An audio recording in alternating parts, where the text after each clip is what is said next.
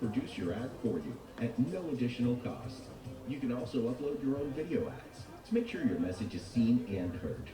Learn more at ads.spotify.com.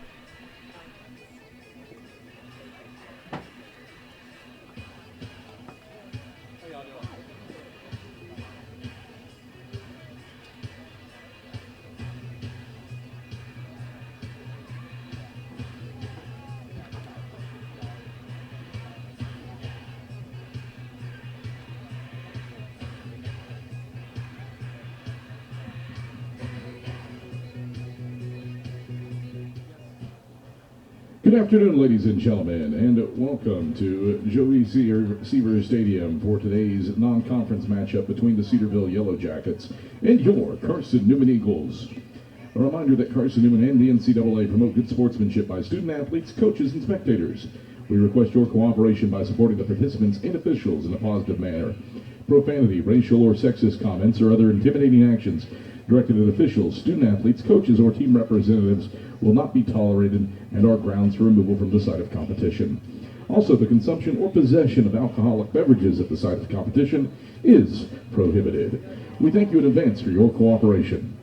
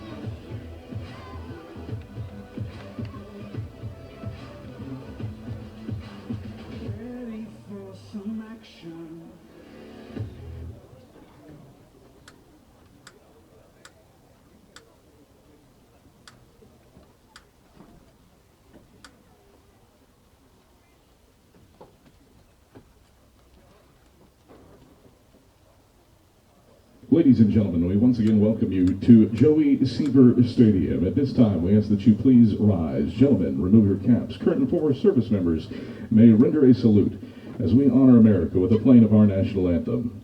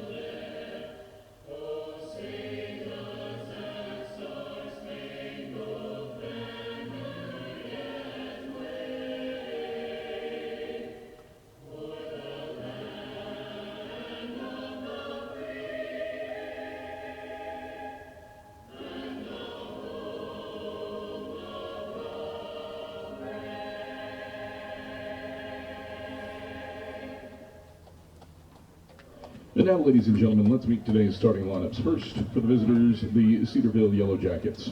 Leading off and playing in center field, number 3, Chris Montez. Batting second and catching, number 28, Caden Wild. Batting third, the shortstop, number 1, Eli Henderson. Cleanup hitter and third baseman, number 33, Graham Ward. Batting fifth, the right fielder, number 14, Grayson Weichel. Batting sixth, the first baseman, number 25, Max Doker. Batting seventh, the designated hitter, number 15, Grant Poindexter. Batting eighth, playing second base, number 5, Cooper Martin. Batting ninth, the left fielder, number 11, Micah George. The starting pitcher for the Yellow Jackets is number 55, Jensen Wagoner. Happy to be joining you here on the Eagles Sports Network from Joey Seaver Field in cold Talbot, Tennessee. Lakeway Christian Academy, Carson-Newman against the Cedarville Yellow Jackets. And a change of venue because the Silver Diamond Baseball Complex, the infield turf, the outfield grass, so it's still covered in snow here at Lakeway Christian, all turf field for the Lions. So a pretty nice complex here that Carson-Newman gets to play host to Cedarville in the first game of what should be a 3-game series, barring any weather that happens here tonight. Talbot, Tennessee, a cold 42 degrees, feels like 28 with the wind. It's blowing about 14 miles an hour is what my weather app says, and it's blowing from right to left, so not really helping nor hurting anyone out there, but definitely going to be something for the outfielders to take into account. Carson-Newman kicking things off. Ryan Higgins will be your starting pitcher on the mound, and Chris Montes de Oca, the one to get things going for the Yellow Jackets. Cedarville coming off a victory over LMU. They split the series just last weekend in what was a very cold weekend here in East Tennessee. They were down in Harrogate as well, so making the trip all the way from Ohio to come down here and play some baseball.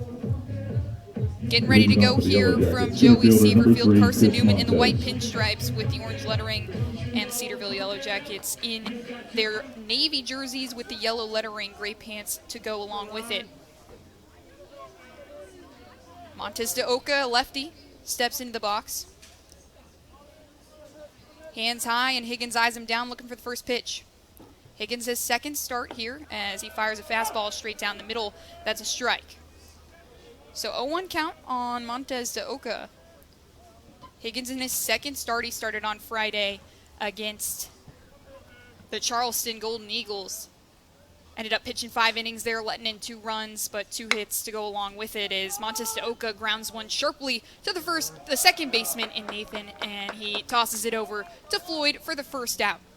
Carson-Newman from left to right in the infield. Gibson at third. Jono Pierce, the transfer at shortstop. Cole Nathan, the second baseman, all-SAC second baseman, I should say, and Logan Floyd at first base. He was a first-team all-SAC selection last year as well. In the outfield, it's Colton Evans in left field. Maddox Green, the freshman, getting his first start in center, and Bradley Soto Diaz in right field as the first pitch to Caden Wild, the catcher, is a strike on the outside corner of the righty.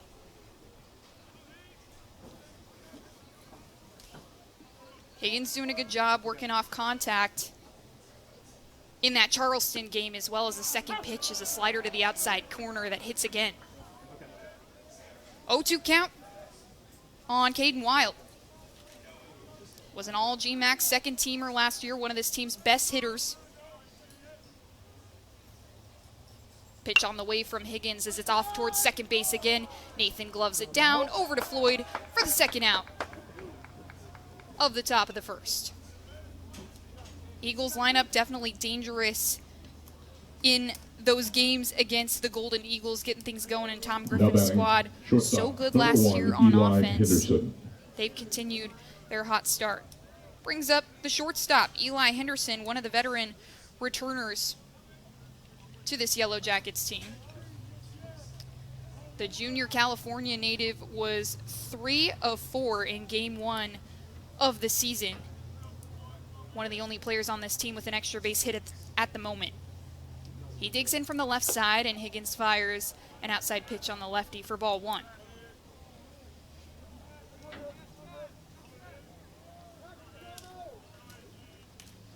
Henderson, one of the best hitters on this team as well. This 2-3-4 lineup for the Yellow Jackets, really, really good. Just the auxiliary spots, something to keep an eye out for if they produce.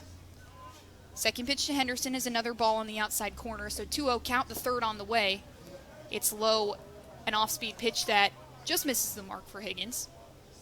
And a 3-0 count. Didn't see him struggle with walks too bad in game one, just a few.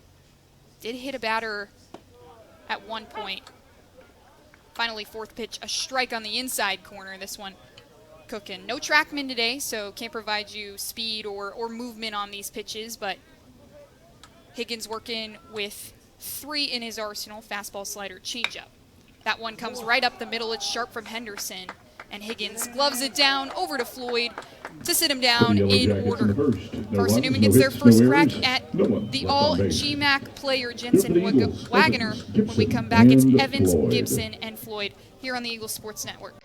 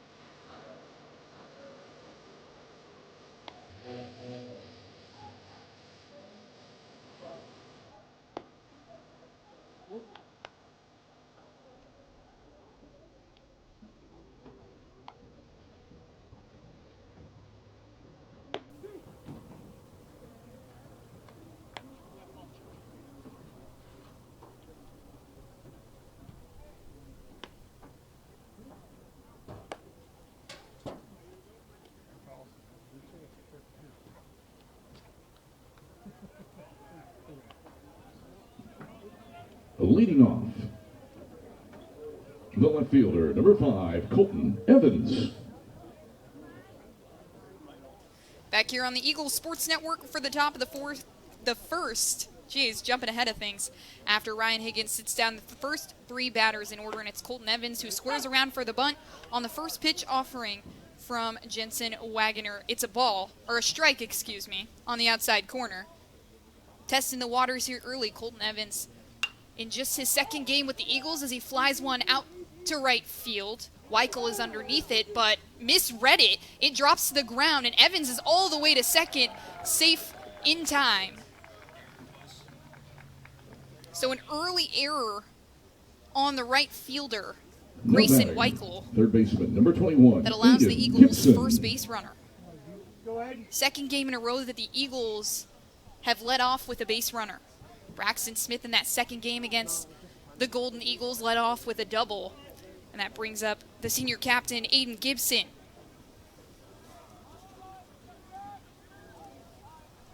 Gibson steps in from the right. Wagner fires and misses low on Gibson for ball 1. Defensive alignment for the Yellow Jackets, it's Ward at third base, Henderson at shortstop, Martin at second, Depker at first base. In the outfield from left to right, George Montes de Oca in center, and Weichel in right field.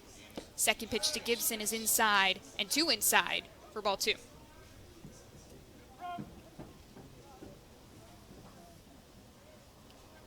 Gibson, one of the mainstays on this Carson-Newman lineup. One of Coach Tom Griffin's captain selections this year, as the third pitch is an off-speed that finally hits the zone.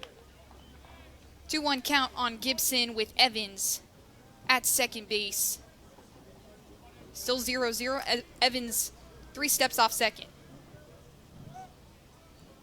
Wagner not concerned with him at all as Gibson pulls one to the shortstop in Henderson. He goes to third base, and Ward misses it. It's on the ground. Evans is diving in. He's safe. Gibson is over there on first base, safe as well. He doesn't take any extra bases.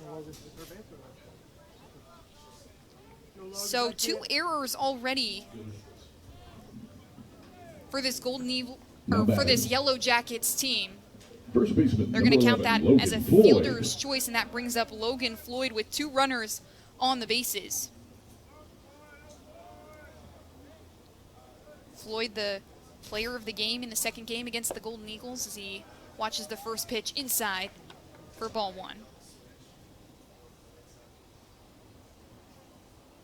So Gibson on first, Colton Evans on third base, and Logan Floyd looking to keep the party going, get on top here early. Second pitch from Wagner is a ball inside. He's missed there a lot already. Trying to just work it a couple more inches into the zone. It's Caden Wild behind the dish. Third pitch is pulled over the left field line. It hits the light pole out there. You can hear the sound of that. So a 2-1 count on Floyd.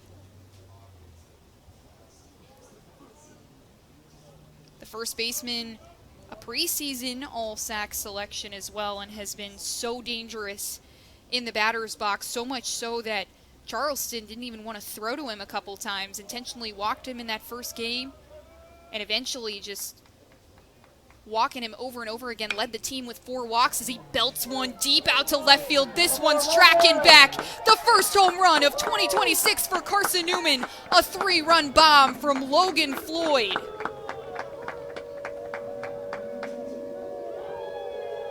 Make it 3-0 against the all-GMAC pitcher. And Logan Floyd launches one deep over left field. His 10th home run of his Carson-Newman career to make it a 3-0 ball game. Now batting, second baseman, number 6, Cole Nathan.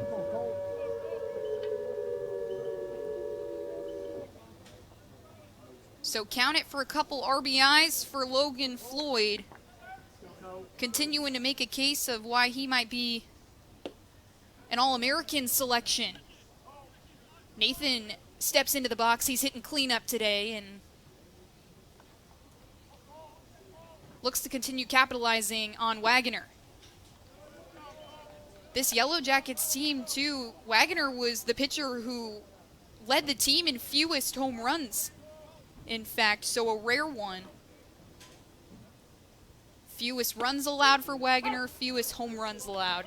As the second pitch to Nathan is a strike, so a 1-1 count on the second baseman. Things interesting here already for Carson-Newman, up 3-0. Bases are clear for Cole Nathan.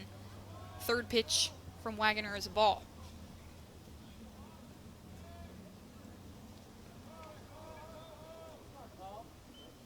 Wagner kicks and fires, and Nathan fouls one back. Full count. Hit it hard.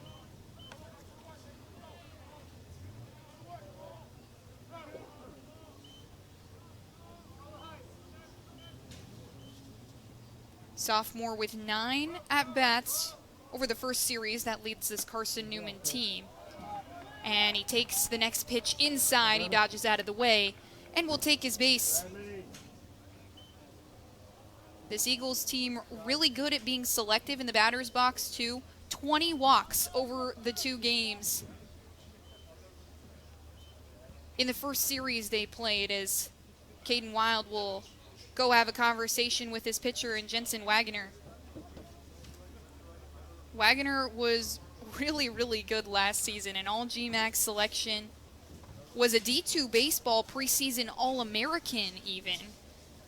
Last weekend he threw a couple innings against LMU and wasn't super successful though. 4 runs, 5 hits, a couple of walks. So a 6 ERA for this senior. Not a great way to start out your season after he was a Midwest region first team, all GMAC second team selection. Did a lot of good things for this Yellow Jackets team and finding struggles early. That brings up Bradley Soto Diaz, the right fielder. Transfer in as he lines one right up the middle. It's going to fall in left center field. Continues to curl to the left side of the field as Nathan makes his way all the way to third base. And Soto Diaz, another hit in a Carson-Newman uniform. He's been so effective and a power bat for the Eagles.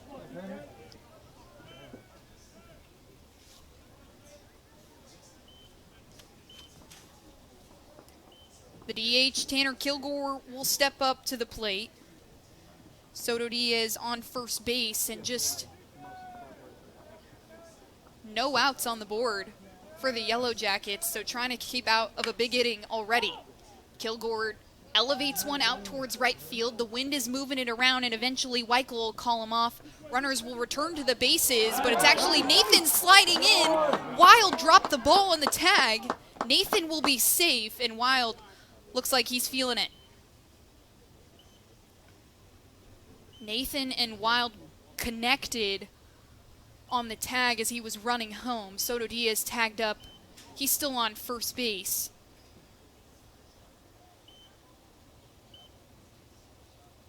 So a sac fly for Taylor Kilgore.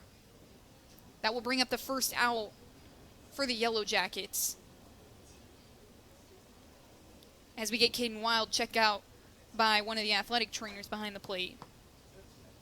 Looks like he's shaking out that left ankle, kind of took a tumble.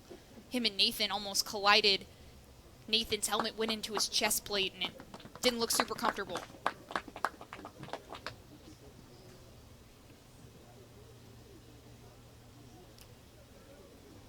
Still kind of rolling out that left ankle, but he's back down behind the dish.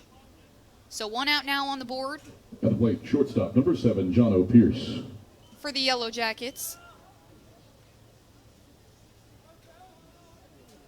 Soto Diaz a couple steps off first base, and Wagner fires to John O. Pierce, the shortstop.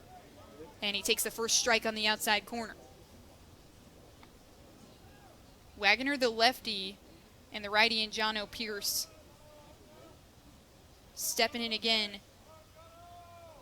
Wagner takes a look at Soto Diaz. He takes off. Wild fires, and he's going to be out at second. Soto Diaz caught stealing, trying to use his speed.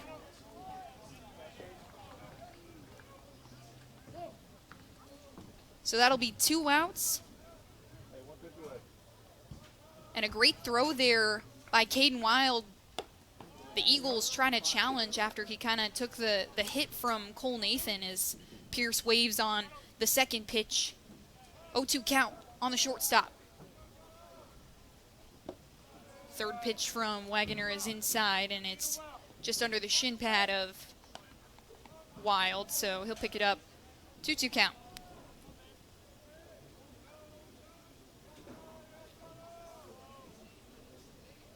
Eagles up 3-0. Here comes the pitch. Pierce swings and misses. Wagner's first strikeout of the day, and it ends the inning. Keeps things 3-0. 4-0, excuse me, after Logan Floyd's 3-run bomb. And then the sac fly from Tanner Kilgore that brought Cole Nathan around the score. So the first 4 runners for Carson-Newman score. And we'll be right back here in the top of the second to see if the Yellow Jackets can respond.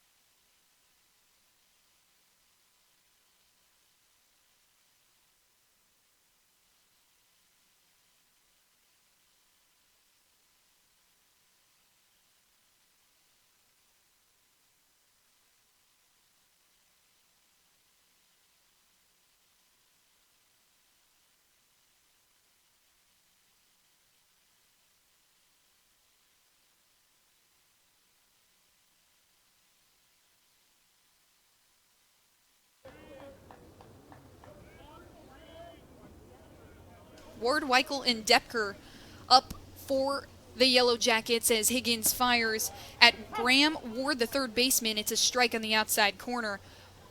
A fastball that was coming in hot. Graham Ward, the freshman for this Yellow Jackets team, hitting cleanup today. He eyes down Higgins, and the second pitch is low and away for ball one. So a 1-1 count on Ward. Eagles up 3-0 right now after the 3-run bomb from Logan Floyd, his 10th of his Carson-Newman career.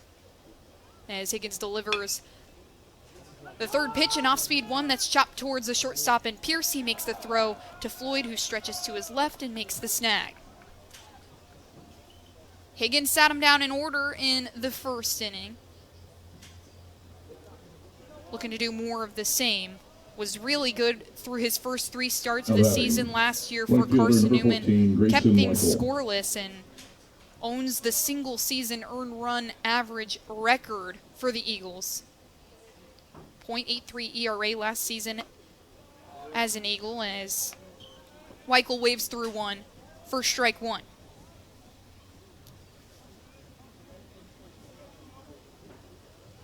Weichel, the sophomore, returning for his second season with Cedarville. And he fans through another one for strike two.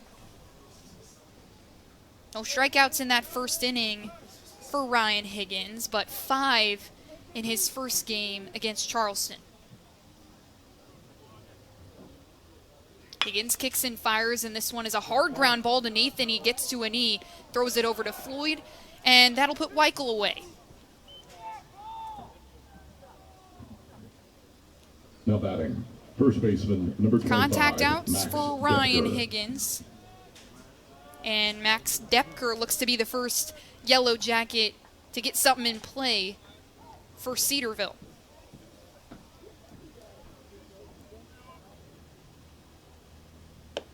Depker watches the first one by. It's a strike on the fastball. 0-1 count on the first baseman.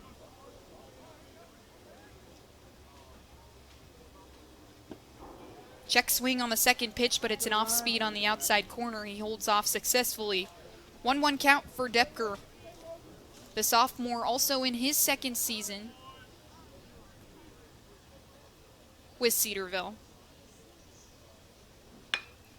As he skies one out to deep center field. Green is all the way back against the wall, and it's a dead center shot. 1-run bomb from Max Depker that gets Cedarville on the board, makes it a 4-1 ball game as his teammates come to greet him. Higgins was almost out of the inning successfully. And the first baseman uses all of his power to get it out there. Field dimensions here at Joey Seaver Field, not listed on the fences, but definitely more shallow field than these collegiate players are used to. That brings up Grant Poindexter, the DH. So a 1-run shot from Max Depker makes it a 4-1 ball game. So each of these teams trading home runs. And Grant Poindexter trying to keep things going. Watches the second pitch from Higgins, a ball, so 1-1 count.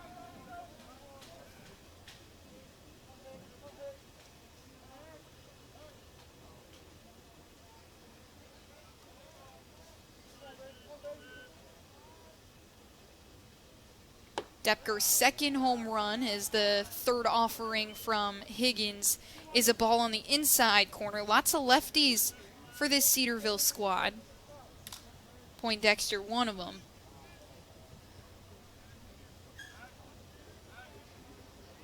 Higgins trying to keep things manageable. Let up 2 runs in the first game against Charleston.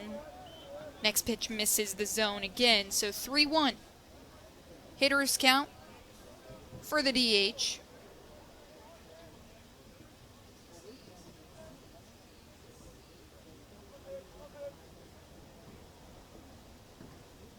Waves his bat from the left batter's box and check swings at a high pitch, but a strike nonetheless. Higgins keeping himself in it It's a 3-2 count on Grant Poindexter, the sophomore. 22 games last season with the Yellow Jackets. Made a couple of starts at first base and just one as the DH, but in that spot today as he drives one up the middle. It's just a hopping ground ball to Pierce, who makes one little crow hop over to Logan Floyd, and that'll be the inning. So the one-run bomb from Max Depker makes it a 4-1 ball game, and the Eagles looking to get back to work on Jensen Wagner when we come back here on the Eagles Sports Network. Domino's Pizza in Jefferson City has deals for Carson-Newman students. Bring in your valid student ID when you order for pickup or delivery, and Domino's in Jefferson City will give you a steaming hot large one-topping pizza for $4.99. That's a large one-topping pizza for Carson-Newman students for $4.99 at Domino's in Jeff City. Call 865-471-6700 to order. That's 865-471-6700. Domino's, the official pizza of the Carson-Newman Eagles. Okay. To do this. Since 1851. Lots of flexible online programs. Wow. World-class accredited academics. A faith and learning environment with professors who really care about me. A top 10 best value school. Carson-Newman gives $48 million a year in financial aid. This is the perfect place. I'm in.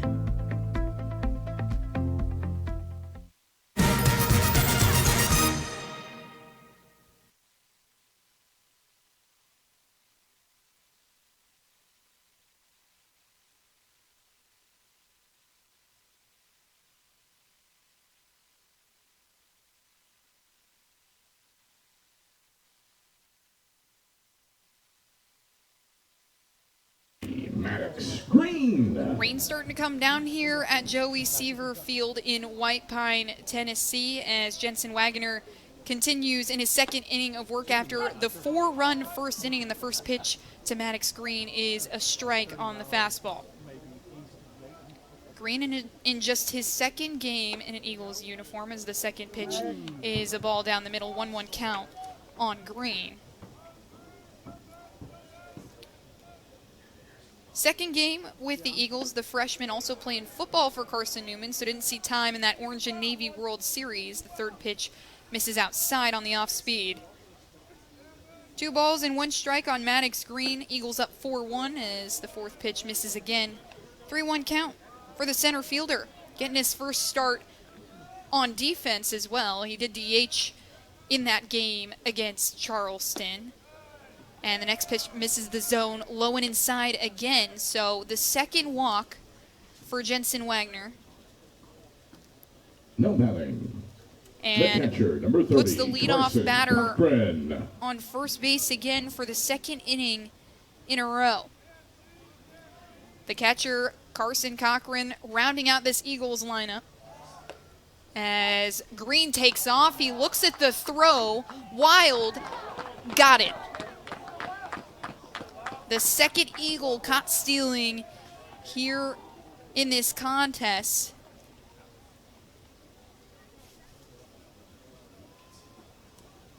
Caden Wild firing from behind the dish.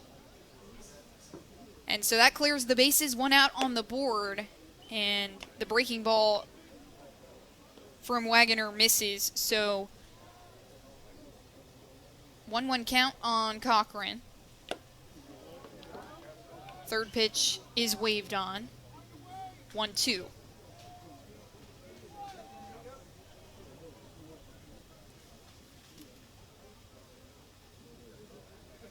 Cochran, the redshirt sophomore. A soft little blooper to the second baseman, Martin. It's over to first. Depker has it safely, and Cochran goes down. That'll bring up the top of the order in Colt Evans, the left fielder. He led things off. Made it all the way around to score after Weichel in right field dropped a pop fly. The wind kind of moving the ball around in the air, and then the rain starting to come down as well, limiting some visibility. Incredibly cold here in East Tennessee. As Evans watches the first pitch, it's on the outside corner, a fastball that is called a strike by Marcus Wilkie.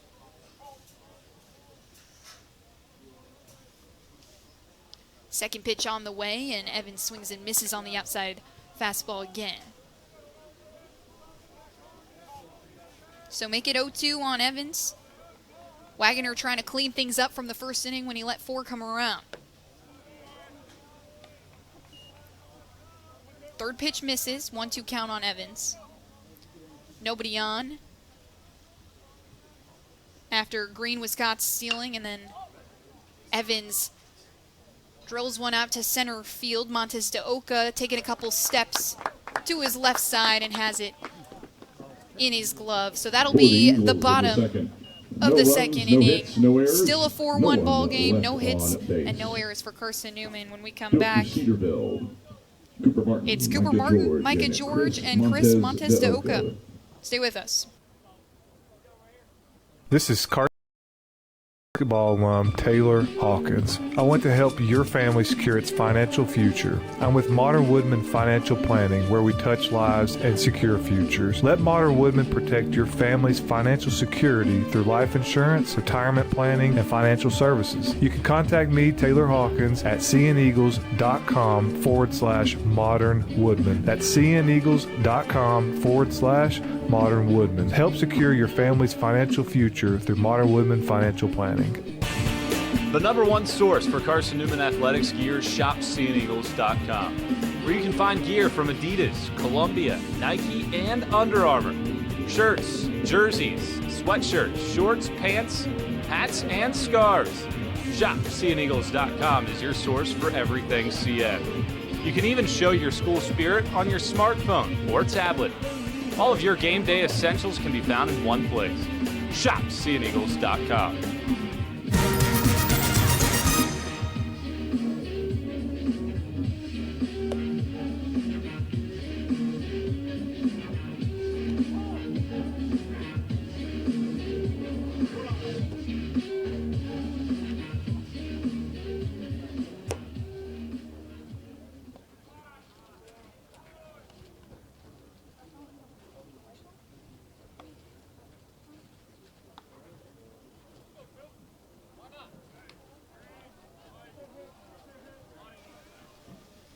Cooper Martin, the second baseman, steps in from the right side. Ryan Higgins back for his third inning of work.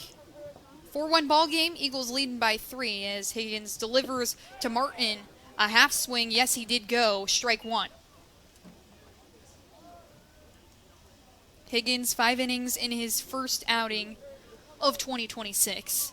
Did good work, and then Jackson Underwood coming in to clean things up as Martin skies this one out to shallow left field. Pierce is back on his left shoulder, but eventually makes the catch, and that'll be out number 1 of the top of the third.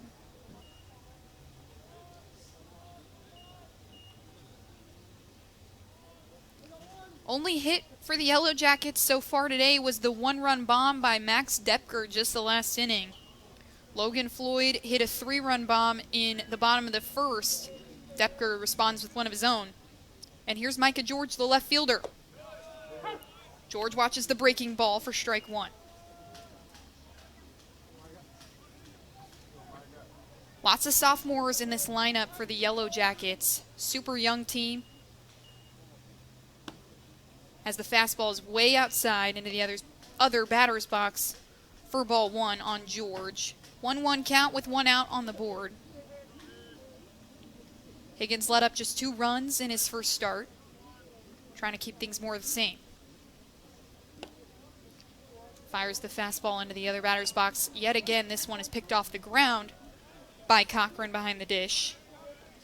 Make it 2-1 on George. 44 games last season for George as a freshman. 42 starts in the outfield during his rookie season as he goes sharply over to Logan Floyd, who gloves it down. Skipped a couple times, and that'll be out number 2. So lots of contact for the Yellow Jackets, just not quite finding anything just yet aside from that home run from Depker. Wind kind of blowing out towards left field, so helping right-handed hitters. And the top of the order due up now. It's Chris Montes de Oca, the center fielder. Hit a ground ball to second base in his first at bat. And he takes the first pitch, a strike down the middle from Higgins. 0-1, second pitch on the way. Misses a little low. 1-1 count on Montez de Oca.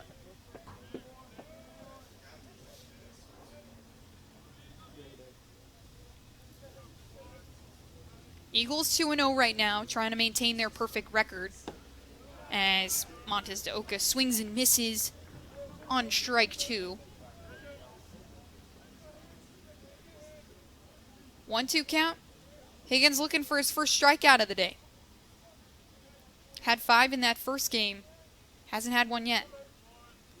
Wiggles his glove. And now fires. It's a slider that's just wide of the third base side, but they're going to call it a fair ball. Evans all the way to the left field wall. He didn't even realize that it was fair. He hits his cutoff man in Pierce. And Montez de Oca is in standing up at second.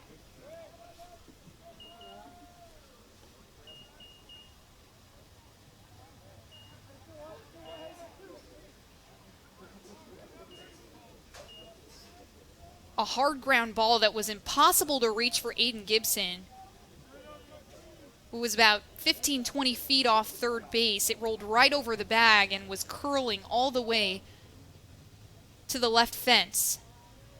So Caden Wild will get a chance to drive in a runner. Higgins takes a look at Montez de Oca and fires the first pitch to Wild. That's a ball that misses way outside. 2 outs on the board for the Eagles, trying to keep things scoreless here.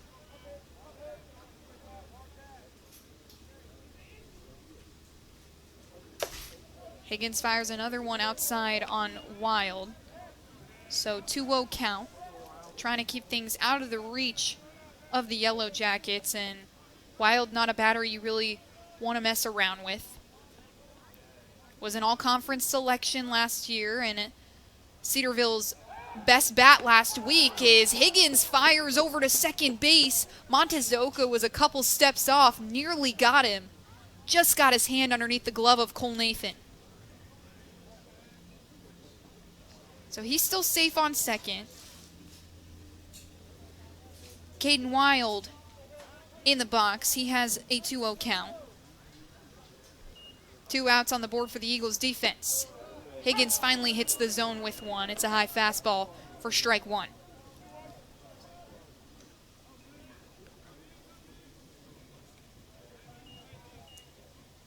Lots of Californians in this lineup for Cedarville as well.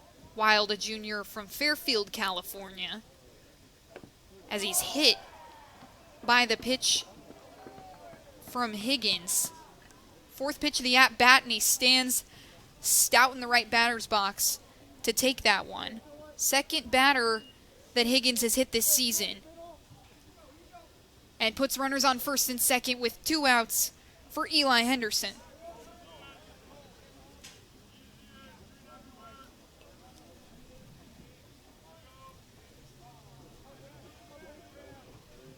Henderson, another one of those California natives, watches the first pitch, a fastball that misses low and inside.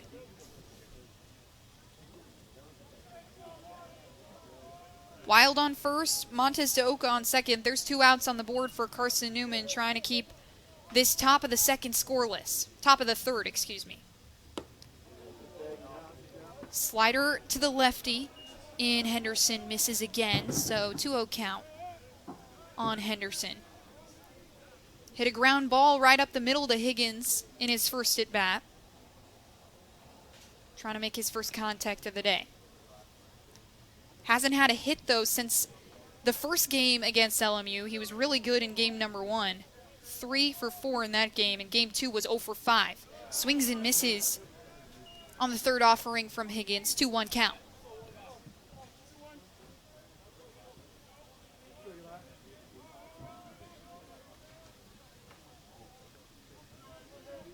Higgins comes together, takes a look at Montez de Oca on second. And this one just a soft one outside the first baseline. So make it 2-2 with 2 outs on the board and 2 runners on currently. Montez de Oca in scoring position. Caden Wild at first base after he was hit by a pitch.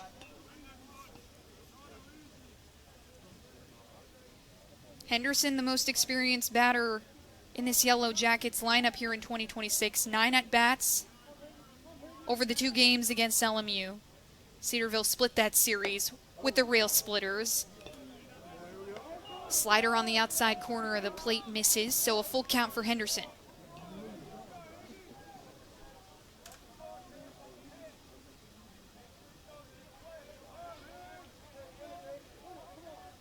Higgins nods, payoff pitch is a line drive into right field. Evans not going to get there in time, and it actually skips past him. He misread it. Montez de Oca is in to score. Evans makes the throw, and Wild was nearly tagged out as he overran third base. Gibson had the ball, but just missed the tag. So an RBI double for Eli Henderson as he makes his way over to second. Montez de Oca comes in to score. Caden Wild is on third base. And the lead now just 2 for Carson-Newman, a 4-2 ball game. Brings up the freshman third baseman, Graham Ward. Ward, the righty, was really good in that first series for Cedarville as the changeup from Higgins misses high.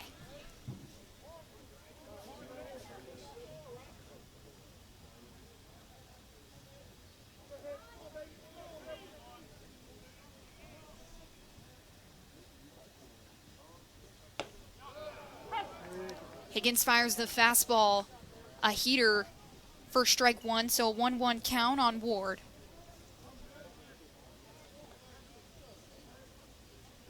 Three for 8 over the series in his first collegiate games as Higgins fires over to Henderson at second base.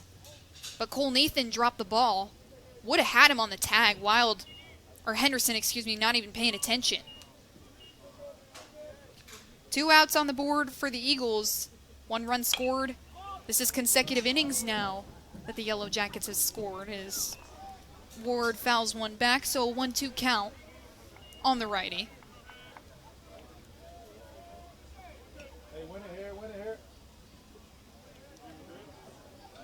Coming off that LMU series where he gets his first collegiate hit.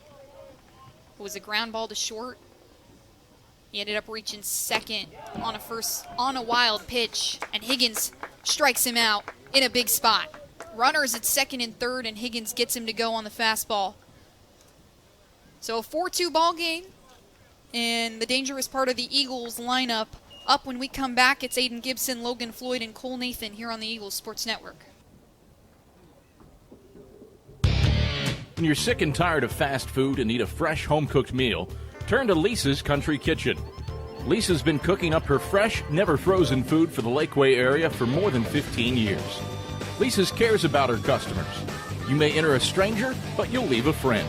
From foot-long hot dogs to juicy steaks, Lisa's has the best food for the best prices. Lisa's Country Kitchen on Route 92 off Old Andrew Johnson Highway. The best food for the best prices. Serving East Tennessee for 40 years, Magaha Electric is the perfect choice for all your electrical projects. Magaha Electric specializes in commercial, retail, manufacturing, residential, and industrial contracting needs. Magaha Electric can provide superior service, technical know-how, and realistic budgeting for any size project in a timely, cost-effective manner. Visit MagahaElectric.com for all your electrical contracting needs. Magaha Electric, your East Tennessee electrical contracting source.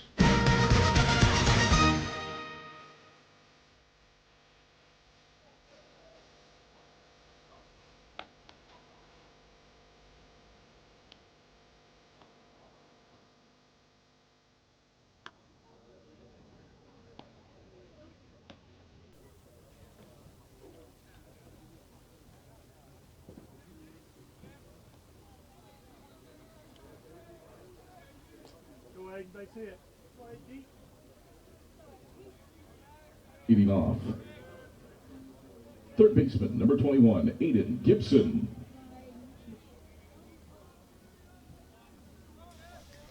Aiden Gibson leads things off here in the bottom of the third for the Eagles, and Wagner fires. Gibson squares around a butt, and he pulls back on a strike. 4-2 ball game. Carson-Newman in the lead right now. Yellow Jackets doing a good job scoring in consecutive innings. They did the very same against LMU. Didn't go away against the Rail Splitters as Gibson watches the second pitch on the outside for ball one. Gibson skies one out into center field. It's all the way back. Montes de Oca all the way to the wall, but he makes the catch.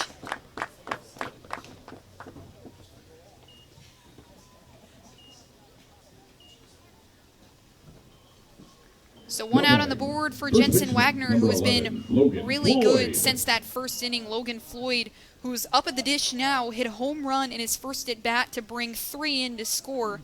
Cole Nathan would end up scoring on a sac fly from Tanner Kilgore.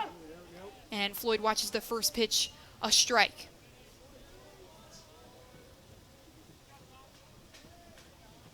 Otherwise, Wagner hasn't done much damage. Let a walk in as Floyd hammers one out to shortstop. Henderson leans back and makes the snag, but then on the wild throw, Floyd reaches, and he'll take second base after that ball rolls into the dugout.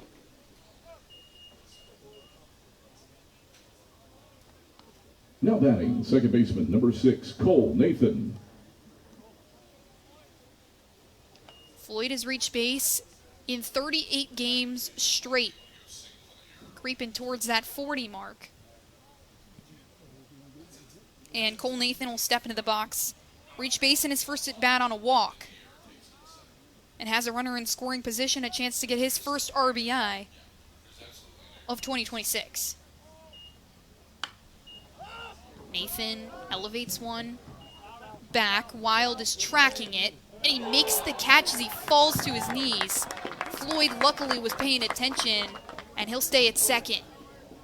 Great catch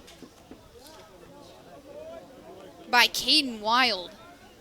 Did a little Michael Jackson move up against the netting here at Joey Seaver Field for out number 2. Now batting, right fielder, number 34, Bradley Soto Diaz. Bradley Soto Diaz will return to the plate. He hit a line drive out to center in his first at bat, but then his time on the bases was ended short after he was caught stealing. He fouls back the first pitch from Wagner. 0-1 count on Soto Diaz. Transferred over from William Penn just last season, but also spent 2 years at Cayuga Community College. Shout out upstate New York. Takes pitch number 2, low and inside for ball 1. So a 1-1 count on Soto Diaz.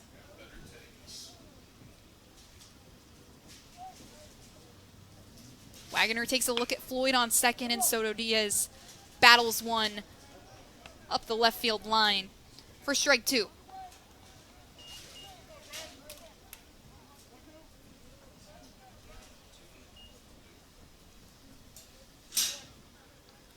One and 2 on Soto Diaz. Wagner trying to keep things clean since that bottom of the first.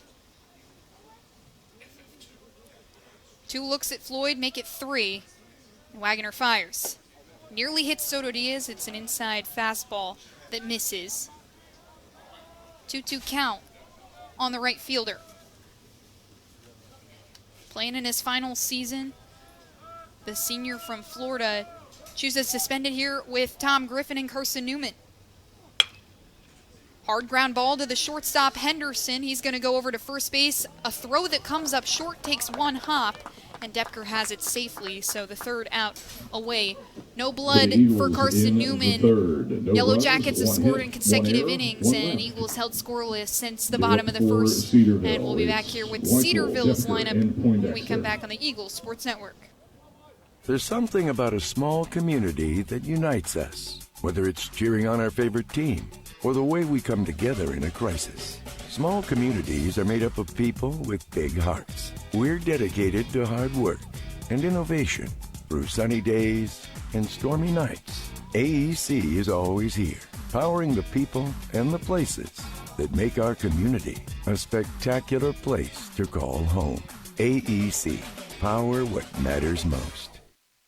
Insurance, it's about people, not things. It's about security. It's about confidence. It's about relationships. It's about trust. It's about you. As a local independent agent, Bible Insurance Agency can design an insurance program that's just right for you and your family. Give the people you love safe, sound, secure protection from Auto Owners Insurance. Call Bible Insurance Agency 423-586-4320 or go by 1600 East Andrew Johnson Highway in Morristown.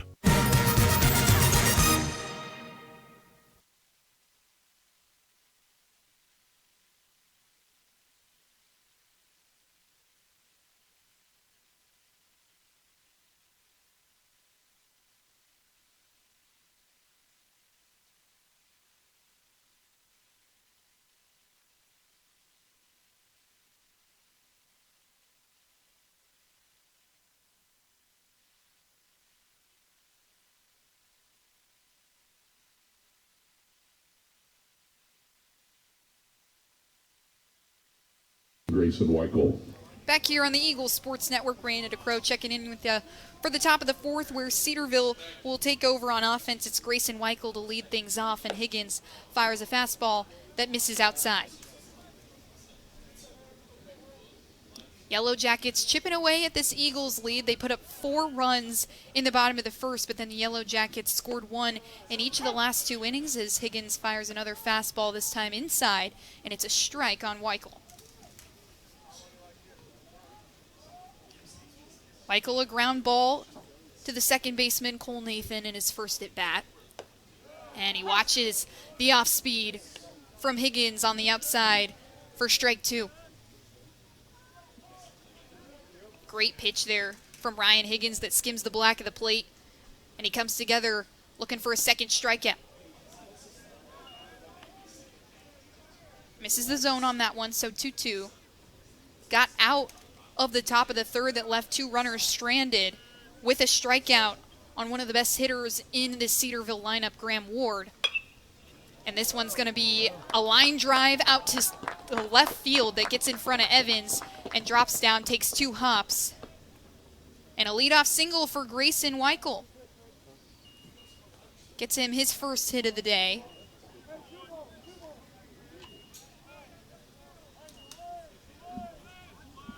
And brings up Max Depker. He digs in from the left side, and Depker took advantage of Higgins in his first at bat. A home run, not one that Higgins lets away often, but Depker looks to go 2 in a row. This one is deep out to left field. Are you kidding me? 2 bombs back to back, a solo shot in the top of the second. And a 2-run shot here in the top of the fourth to tie things up.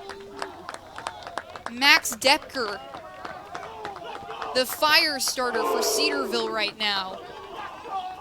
His 3rd home run of his collegiate career, and what a big spot against a Carson-Newman team who super competitive in the SAC and nationally. And off Ryan Higgins, of all people, someone who doesn't let a lot of free runs go. So a 4-4 ball game now, we're tied, and Grant Poindexter is at the plate. He watches the first offering from Higgins for ball 1.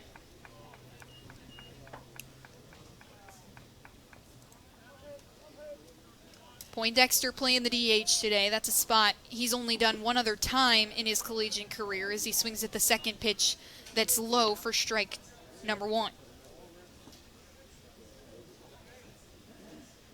Hit a ground ball to John O'Pearson, his first at bat over at shortstop. And swings at the 3rd pitch from Higgins for strike 2. So 3 innings in a row now that the Yellow Jackets have slowly but surely crept back into this ball game after the Eagles got on top of the Yellow Jackets early. But Ryan Higgins letting off 5 hits as Poindexter fouls one back.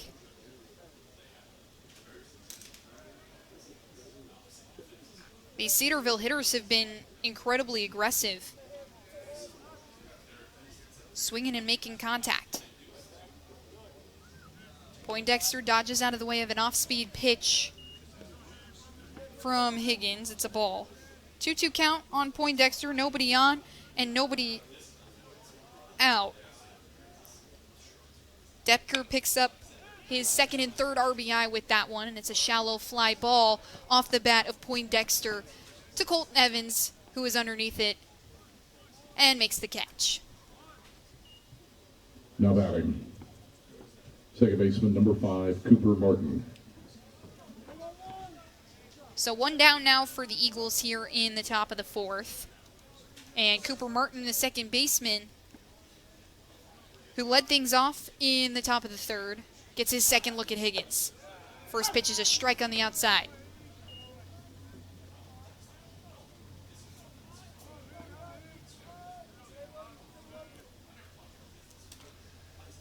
Martin, the second baseman, one of the young members of this lineup, as he swings at a fastball from Higgins for strike 2. Higgins went 5 innings in his first appearance for Carson-Newman in 2026 and let off 5 hits, but he strikes out Cooper Martin in this at-bat. Higgins' second strikeout of the afternoon. Gives Carson-Newman their second out here in the top of the fourth. And it's the 9-hitter, Micah George, the left fielder, on the right side now as Higgins fires a fastball down the middle for strike 1. George hit a ground ball to Logan Floyd in his first at-bat. That was the second out of the inning there in the top of the third, and he makes contact with one, but it dribbles towards the Carson-Newman dugout for strike 2.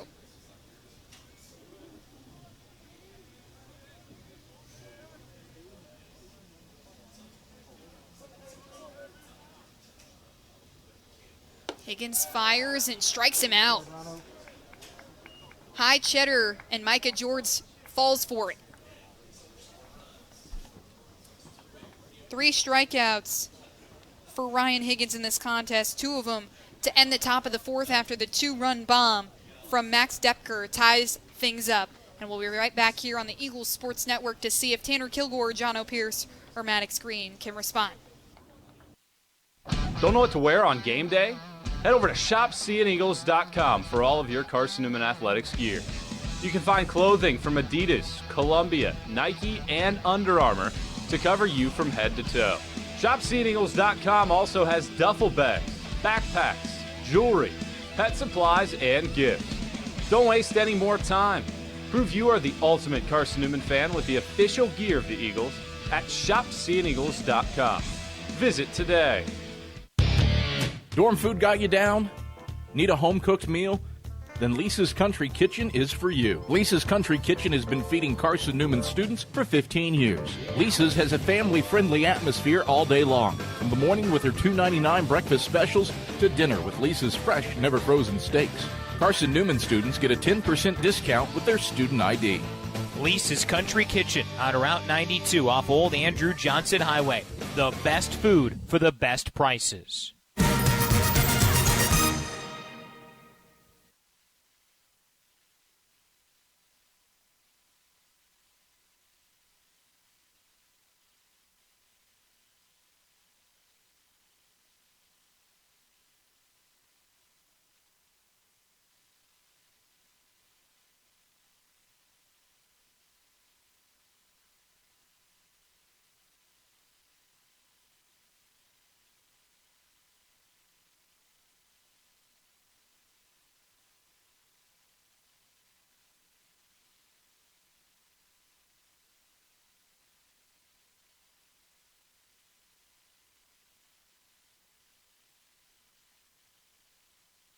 Tanner Kilgore.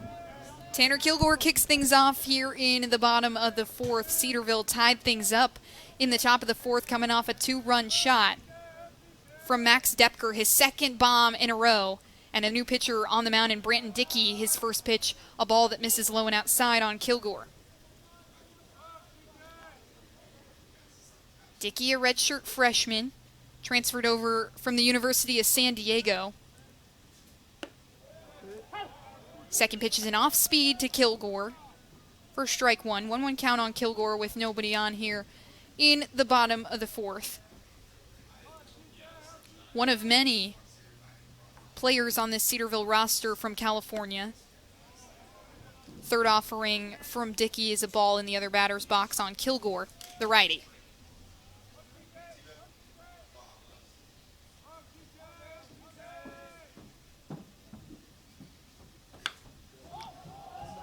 Kilgore elevates one just behind the plate. Wild, who already has made a catch, makes a second one.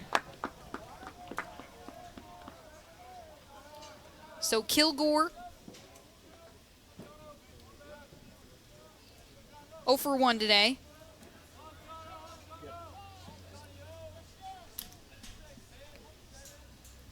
And that brings up the shortstop, Jono Pierce. Struck out in his first at bat. Gets his first look at Branton Dickey. Jensen Wagner, the starting pitcher, is the first pitch to Pierce is high for ball one.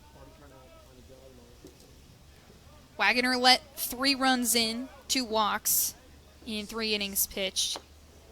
And an off-speed pitch on the inside misses for ball 2.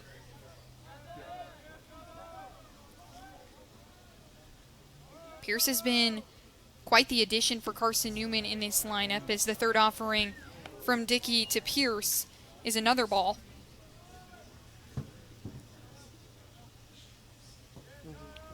So 3 straight from Dickey, and Pierce looking to take a free bag here. Dickey will respond with a fastball that hits the outside corner of the plate for strike one. But Pierce, such a major addition to this lineup. His teammate Aiden Gibson calling him the full package. High fastball on Pierce is called a strike. He had tossed his bat was taking his base. Instead, we'll have to stick around for the payoff pitch.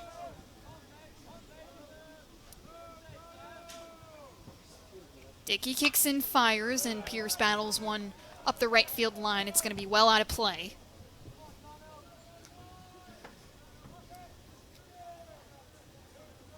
Eagle batters quite selective, 20 walks against Charleston last weekend as Dickey delivers, and it's into the other batter's box for ball 4.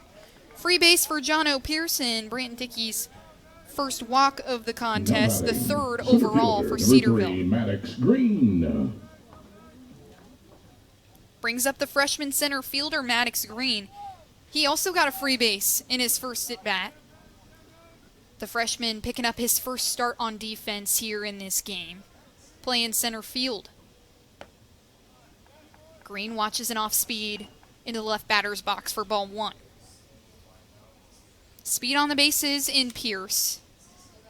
He led Roane State last year in stolen bases. And Green, the freshman, trying to move runners around. Pierce darted off first base, looked like he was going to go. Green took the strike. Makes it a 1-1 count, 1 out on the board. The only out accounted for the fly ball to Wild behind the plate from Tanner Kilgore. We're tied at 4 apiece as Green squares around for the bunt. He pulls back. Pierce is dancing over there on first base, and good discipline by Maddox Green because it was a ball. So a 2-1 count on the freshman. Quite the athlete, a 3-time all-conference and all-region baseball player in high school, but was a 3-sport athlete as well, as he nearly takes a pitch to his left elbow but lays off. 3-1 count on Maddox Green.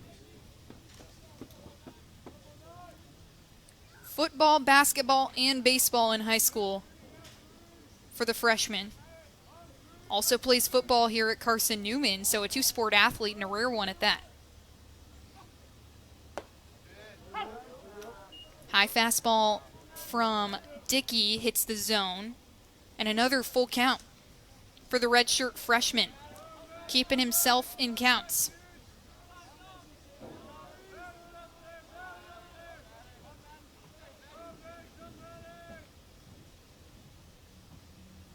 Payoff pitch on the way. Green fouls it back.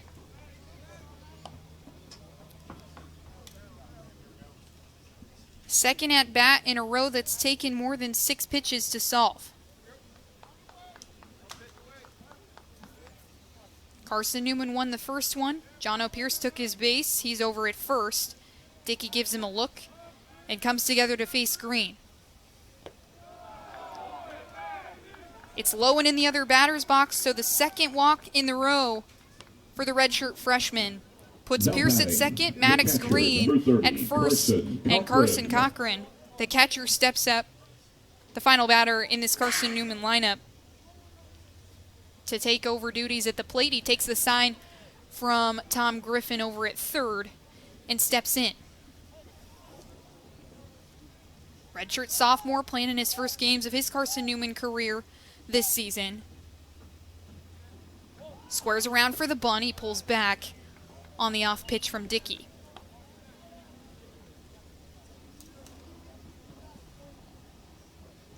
Cochran grounded out to second base in his first at bat, so he's 0 for 1 today. Latter half of the lineup for Carson-Newman, not seeing much action on the base paths. Finally got some runners out there, though, as Cochran squares around for the bunt again, and a pitch into the outside batter's box is ball 2.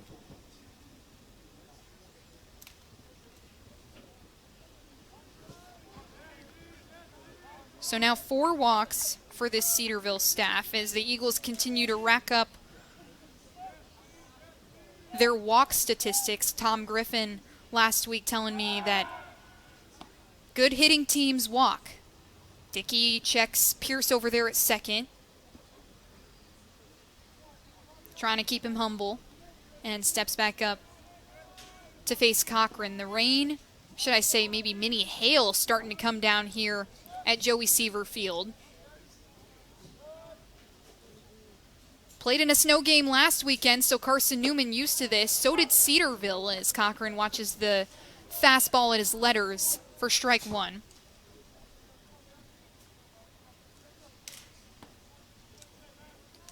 Both teams playing in snow games. Carson-Newman playing with limited visibility against Charleston in that second game. Eli Henderson had the advantage there. He finished out the game with 3 strikeouts. Cochran grounds one over to the second baseman. Martin tosses it to Henderson. It's over to Depker, where he's got Cochran. So Green is out at second. Cochran out at first, and Cochran hobbling off the field. No hits, no errors. Maybe just tripped on the base or something. We'll see if he returns to the field when we come back here on the Eagles Sports Network for the top of the 5th. Tri-Lite is proud to support Carson-Newman Athletics. We salute the student athletes who are working hard to make great things happen on the field, in the classroom, and in the world. It takes vision, commitment, and teamwork, qualities we share at Tri-Lite. Our mission is to provide life-changing opportunities by building a world-class fiber broadband network. If you'd like to learn more, please visit trilite.net or call us at 833-847-0824. We select our insurance companies the same way you do, very carefully. When you work with us, you can count on receiving fast, courteous, and professional service and quality protection through Auto Owners Insurance. For a no-problem approach for your life, home, car, and business insurance needs, ask us about the No Problem Company, Auto Owners Insurance. Call Bible Insurance Agency at 423-586-4320 or go by 1600 East Andrew Johnson Highway in Morristown, serving the Lakeway area's insurance needs since 1931.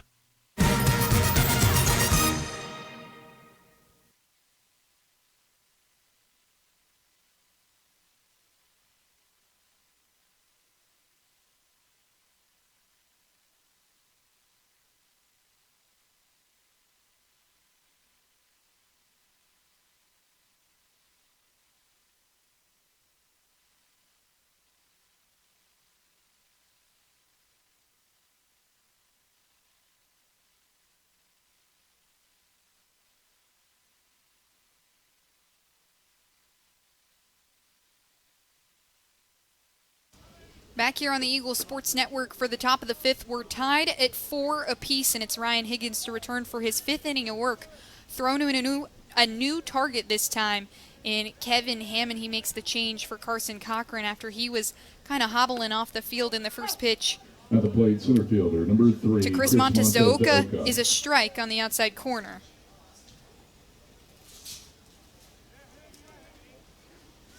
Montes de Oca 1 for 2 today. In his last at bat, hit a ground ball all the way out to left field that would allow him to get to second, as Higgins misses the zone on that one. So 1-1. Third pitch as Higgins works quickly is a strike on the inside corner this time. Higgins ended the top of the fourth with 2 strikeouts. Trying to keep putting feathers in his cap. 1-2 count. Higgins fires the off speed that misses low. Pitching staff telling me that Cochran, one of their favorites to throw to because he is such a small target, but Hammond, so smart in the way that he calls the game. Montes de Oca, a short little dribbler that gets to Logan Floyd. Higgins will make the out himself. No! Montes de Oca safe at first base as he beats out Higgins. Floyd wasn't sure whether to go for it or let Higgins take it, and eventually Higgins will do it himself, but doesn't get there in time. Catcher, number 28, Caden Wild. So the infield single in Montes de Oca, 2 for 3 today. That brings up Caden Wild. He's 0 for 1 today, was hit by a pitch in his last at bat by Higgins.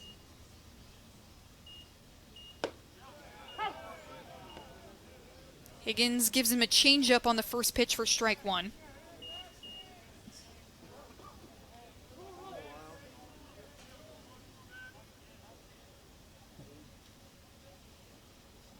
And the junior swings and misses at the second pitch from Higgins for strike 2. 0-2 count on Wild.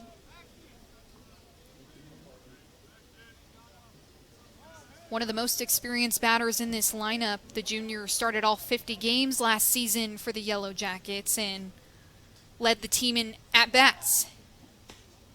Higgins will turn and check Montes de Oca on first base.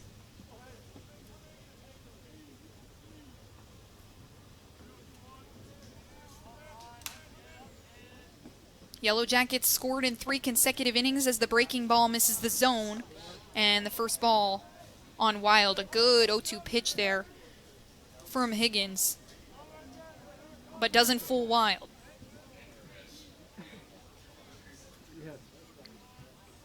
Wild hugging the inside line as Higgins throws over to Montes de Oca at first. Nothing there. Higgins approaching a pretty high pitch count in this contest, 75 pitches for the senior. Wild, a soft little ground ball over to Gibson, who makes the throw over to Nathan, and then to Floyd. And the 5-4-3 double play, unsuccessful. Wild is safe at first base. Now batting, and the fielder's choice 1, gets Montes de Oca. Henderson.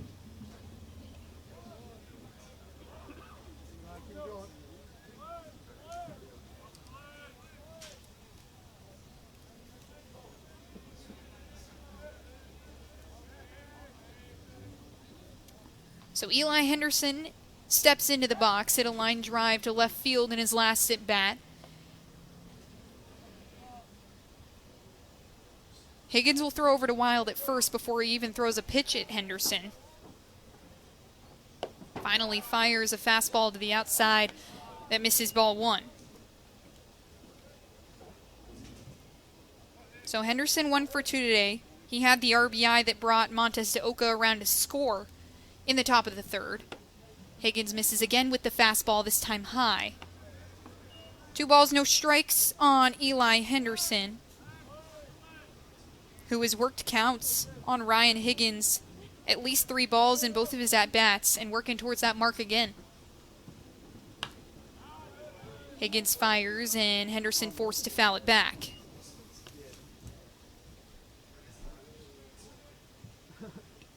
I know, right? Henderson last season was this team's leader in batting average. He hits in the 3 spot in this game. Last season was a second team all GMAX selection, and that's the second time in a row he's done that as he swings on a pitch. Evans darting over to the left field line to make the catch on the line drive. Wild is held up at first base. He thought it was getting down, and that'll be the second out on the board for Carson-Newman. Good job by Evans hustling over to the left field line to make that catch. And Graham Ward will step in. Freshman super successful last weekend, but is 0 for 2 in this game. Higgins fires a fastball that misses outside. 1-0 count on Ward. This is his third look at Higgins. Third time through the lineup as the junior continues to fire pitches. He misses with the off-speed inside, and a 2-0 count. Talking to Coach Jason White before the game, he said, the pitcher's hands start to get cold out there as the weather continues to decline. Although the hail has cleared up as Higgins misses into the other batter's box on the breaking ball for ball 3. 3 balls, no strikes on Graham Ward, and Caden Wild is at first base. He reached on the fielder's choice. Finally a strike from Higgins, and it's skied into center field. Maddox Green looks comfortable with it as he takes a couple steps to his left and cradles it for the third out of the inning. So finally Carson-Newman stops the bleeding. They cut off the Yellow Jackets. That's 3 innings in a row that they've scored. The first one in 3 innings they haven't scored. We'll be back here on the Eagles Sports Network for the bottom of the 5th. A community, not just a town. Well, strangers smile as they walk by. They refill your coffee without you asking. And when you ask directions, people offer to walk you there. Communities give more. The way you know when you walk into First Bank that you are in a real community bank. Great products, direct access to your local bankers, and relationships that can last a lifetime. Don't just have an account. Have a community with First Bank. Member FDIC. At InterDigital, we strive to be a leading provider of cutting-edge digital and marketing solutions. At InterDigital, we want to help our clients find success. Our team of technology gurus work together to ensure InterDigital continues to progress forward as technology advances. At InterDigital, we make technology work for you. Visit interdigital.com for IT support, web development, virtual tours, graphic design, internet marketing, mobile app, and film production services. InterDigital, laser focused on your success.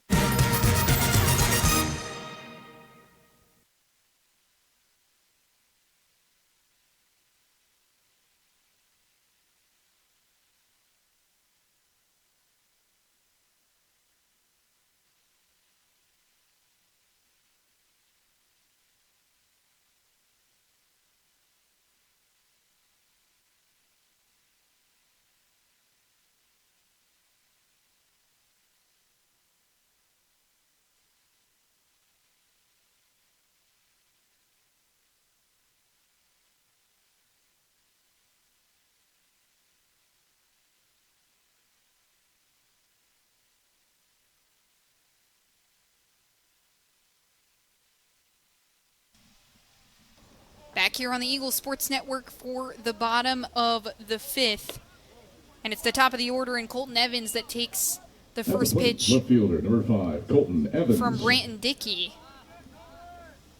for ball 1. Evans 0 for 2 today. He reached on error in his first at bat and flew out to center in his second as the second pitch misses outside again for ball 2 on Evans. Dickey threw 22 pitches in his first inning of work, faced 4 batters. Now goes back to work after Jensen Wagoner threw 3 innings. Third pitch to Evans is finally a strike down the middle.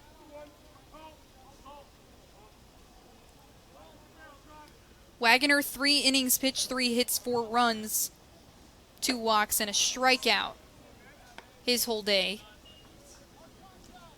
Next pitch from Dickey misses again on Evans, so a 3-1 count for the left fielder. And Dickey misses again. That'll be the third walk for the redshirt freshman and the fifth walk from the Cedarville Arms today. Eagles with 20 walks last weekend against Charleston, and Aiden Gibson, one of those players who is so selective. He's seen so much time in the batter's box for Carson-Newman. And the Yellow Jackets look like they're going to make a pitching change here, so we'll take a quick break here on the Eagles Sports Network. When we come back, introduce the new arm. Sure, we've been around a while, 171 years to be exact. We know the power of a liberal arts-based Christian education and the tremendous potential of what can be found on this campus, within this community. We are adventurers, dreamers, believers, passionate and compassionate, curious and clever, driven by a common purpose towards a common goal.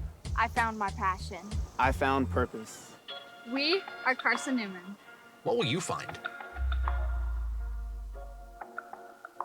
Domino's Pizza in Jefferson City and Morristown wants to help feed your business. When you're hungry at lunch, show your business card at Domino's in Jefferson City and Morristown when you make your purchase for pickup or delivery to get 25% off the entire order. That's 25% off your order at Domino's in Jeff City and Morristown when you show your business card. Call 865-471-6700 to get a pizza. Domino's, the official pizza of the Carson-Newman Eagles.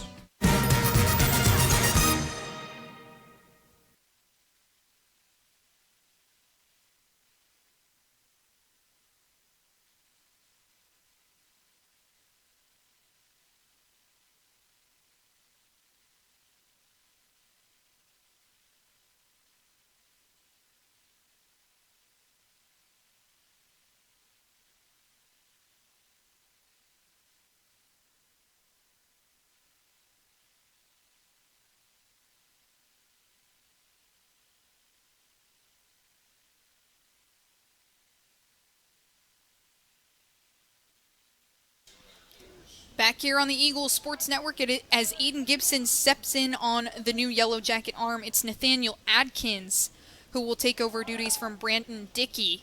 As Evans takes off to second, Wild fires and got him.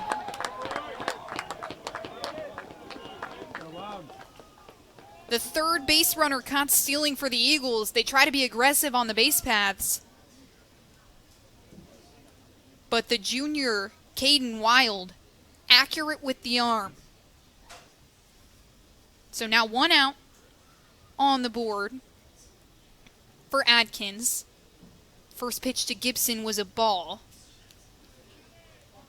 And Gibson, looking for his first hit of the contest, is 0 for 2 right now, reached on a fielder's choice in his first at bat. Adkins, the off-speed pitch that goes right through the center of the zone for strike one on Gibson. One of the more experienced arms on this staff. Adkins, the senior, as Gibson chops it one over to third base.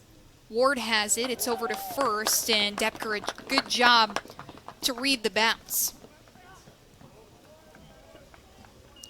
So 2 outs now, and Logan Floyd tries to get to work. The Eagles held scoreless for the past 3 innings, and Floyd trying to turn the tables. Hit a home run in his first at-bat and then reached on an error in his second at-bat. Responsible for 3 RBIs in this game as Floyd squares around for the bunt. And it's a strike from Adkins.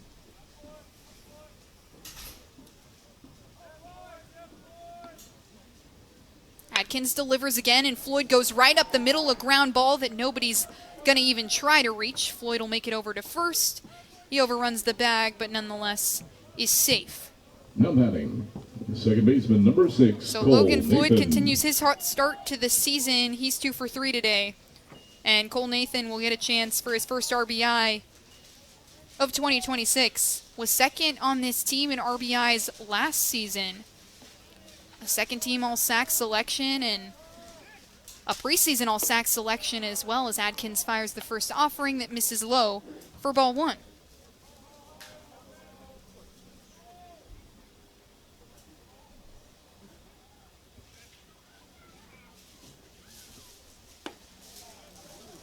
fastball from Adkins as Wild tries to frame it to the outside corner of the plate, but Marcus Wilkie doesn't fall for it. So a 2-0 count on Cole Nathan. Walked in his first at bat and then hit a foul ball that Caden Wild caught behind home plate. Third pitch also misses the zone. 3-0 count on Nathan.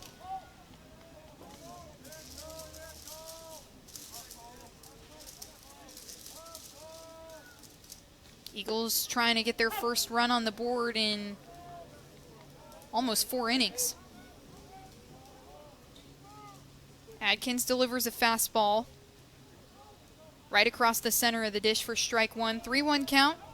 Adkins not concerned at all about Floyd on first, and the off-speed pitch hits on the outside.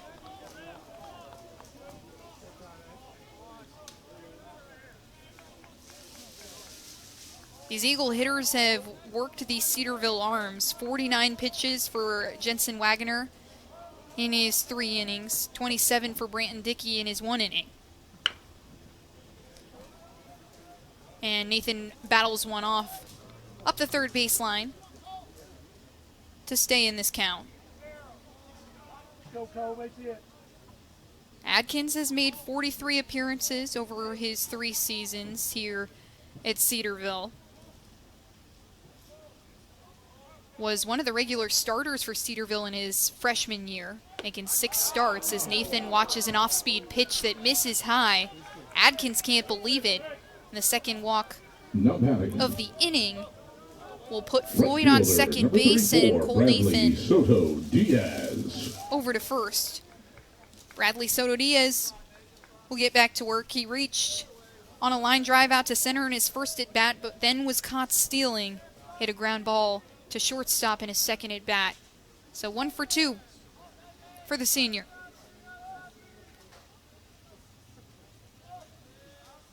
Adkins looks at Floyd. He's way more than a couple strides off second base, and Soto Diaz skies one out to right field. Weichel, who's already made an error, cleans up and makes it 3 outs for the Yellow Jackets. They continue to stay unscathed, and Carson-Newman hasn't scored in 4 innings since their 4 they put up in the bottom of the first. And we'll be right back here on the Eagles Sports Network to see if the Yellow Jackets can take the lead. Domino's Pizza in Jefferson City has deals for Carson-Newman students. Bring in your valid student ID when you order for pickup or delivery, and Domino's in Jefferson City will give you a steaming hot large 1-topping pizza for $4.99. That's a large 1-topping pizza for Carson-Newman students for $4.99 at Domino's in Jeff City. Call 865-471-6700 to order. That's 865-471-6700. Domino's, the official pizza of the Carson-Newman Eagles. Okay, let's see. I'm ready to do this. Carson-Newman. It's been around since 1851. Lots of flexible online programs. Wow. World-class accredited academics. A faith and learning environment with professors who really care about me. A top 10 best value school. Carson-Newman gives $48 million a year in financial aid. This is the perfect place. I'm in.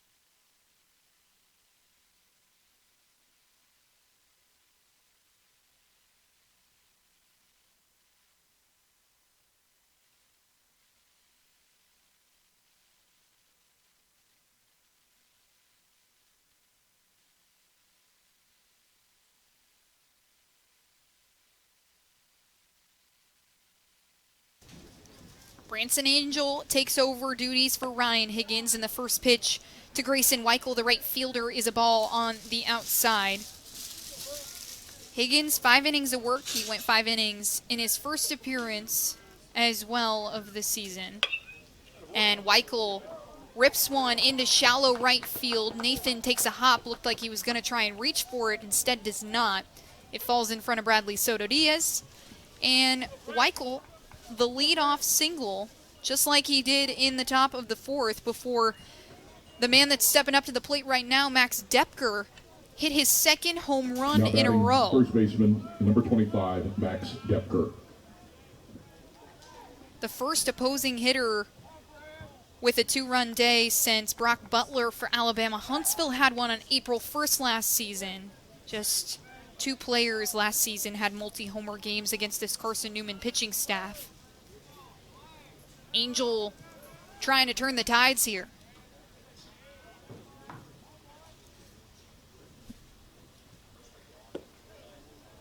Angel with the off speed, and it misses low.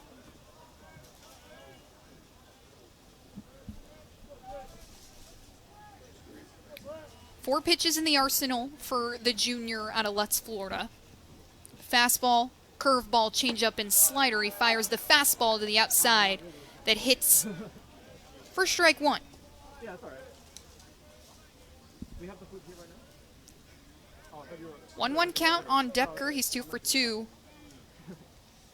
with 3 RBIs. That's a line you'd like to keep going. Angel misses into the other batter's box on the lefty Depker. 2-1 count for the first baseman. 29 career appearances for Branson Angel. One of the relievers last season for Carson-Newman as Depker battles one off up the third baseline for strike 2. 2-2 count, and Weichel is on first base after the leadoff single into right field.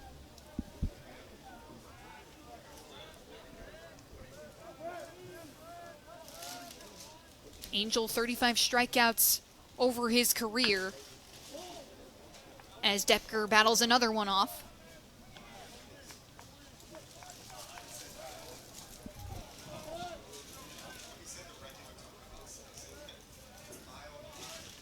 .84 total pitches for Ryan Higgins in his 5 innings of work. 6 hits, 4 runs, 3 strikeouts, no walks. And Angel gets to take over as Depker battles another one off. So 6 pitches already in this at-bat, and Angel lines up for number 7. Was 3-2 in his appearances last season. Takes a look, and Weichel on first. Fires, and Depker goes over to first base. Floyd makes the throw over to Pierce, but Pierce can't get it back to Floyd in time for the double play. Nonetheless, Weichel's out at second. Depker will be on first after the fielder's choice.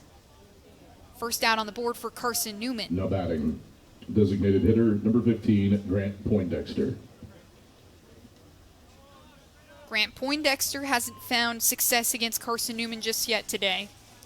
He's 0 for 2. A ground ball to shortstop in his first at bat.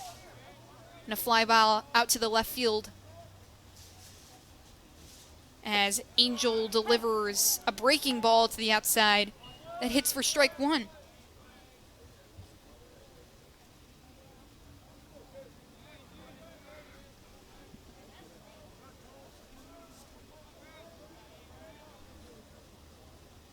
Depker's on first.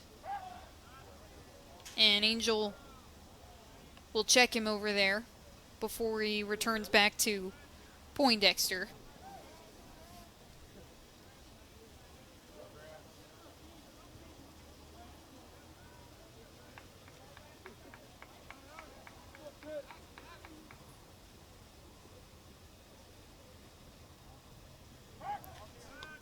He goes over to Depker again and will leave Poindexter waiting at home plate. Really good opening weekend for Carson-Newman in their opening series. Only trailed for 2 of the 16 innings they played.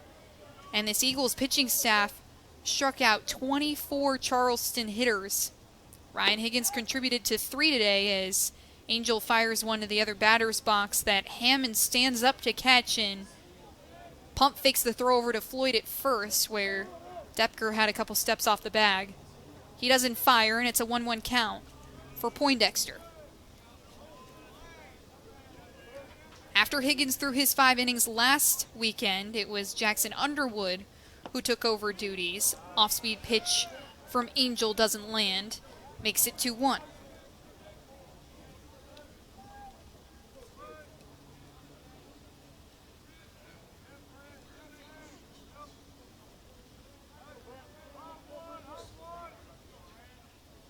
Carson-Newman and Cedarville didn't meet each other last year as Poindexter swings at one and it's in the dirt. Depker takes off to second and Hammond won't fire. Eagles having to make the catching switch in the middle of the inning.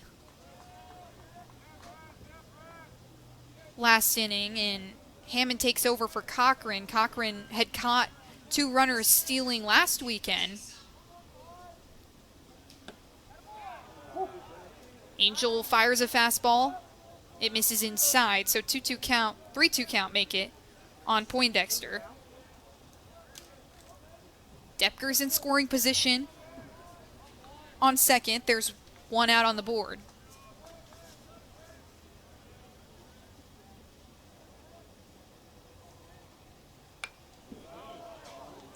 And Poindexter fouls it back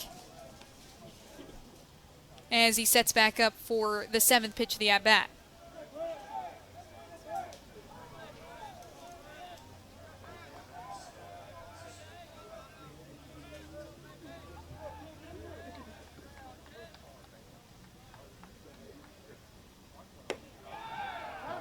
Breaking ball misses the zone just barely. Angel's disappointed about it. Poindexter will take his base, and it's the first free bag from a Carson-Newman arm in this game. Higgins was really good, just hit 1 batter by a pitch, and then first walk for Cedarville.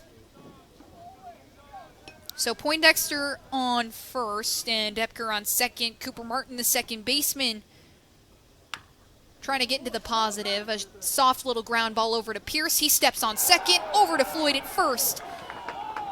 A 6-3 double play that ends the inning the Yellow Jackets in the and 6th. No keeps it a runs hit, 4-4 no errors. ball game. We got a good one here One left from on Joey base. Seaver Field, Good and we'll be right Eagles, back here Kilgore, on the Eagles Pierce, Sports and Network for the Green. bottom of the 5th.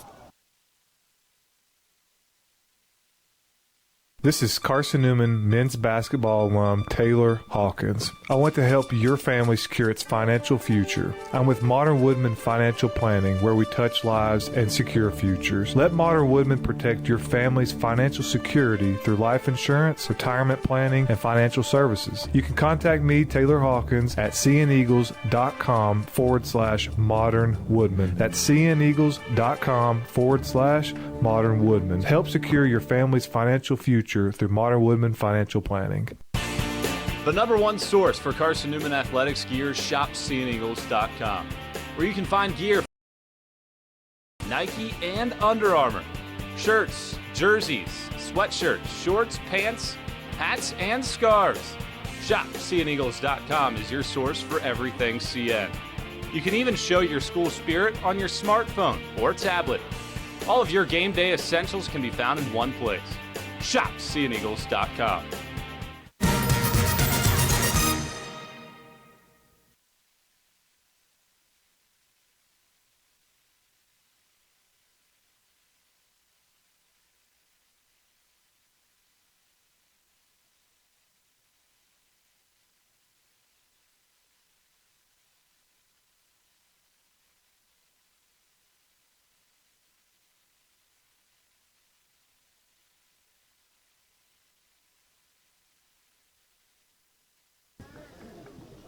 Kilgore, Pierce, and Green due up for the Eagles, and it's Nathaniel Adkins who will return to work on the bump as Kilgore takes a swing at the first pitch, but it's outside the third baseline.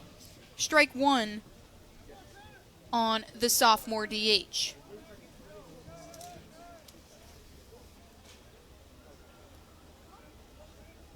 Kilgore 0 for 1 today, hit a sac fly in his first at bat.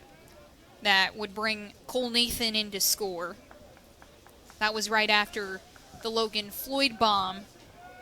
And that accounts for all 4 of Carson-Newman's runs. It's a 4-4 ball game as a misfire from Adkins hits the back of Kilgore. He'll take his base.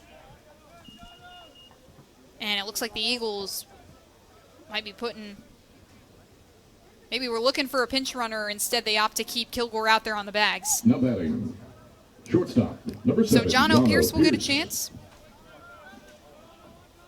First batter that the Yellow Jackets have hit, as Pierce skies one as he squared around for the bunt. And Wild makes his 3rd catch behind the dish today to count for an out. Eagles trying to play small ball, and Pierce skies a bunt into the air. So that'll be the first out. Here in the bottom of the 5th, Eagles have been held scoreless for 4 innings, and Maddox Green, with a runner on first base, looking to turn the tides.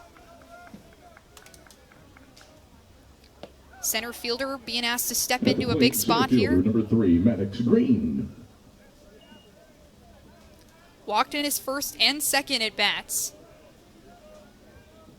So has been really selective, really disciplined. As a freshman playing in your second collegiate game, that gets hard to do. And he's battling against a senior pitcher in Adkins who fires another fastball that misses low. 2 balls, no strikes on Maddox Green. Tanner Kilgore's on first base.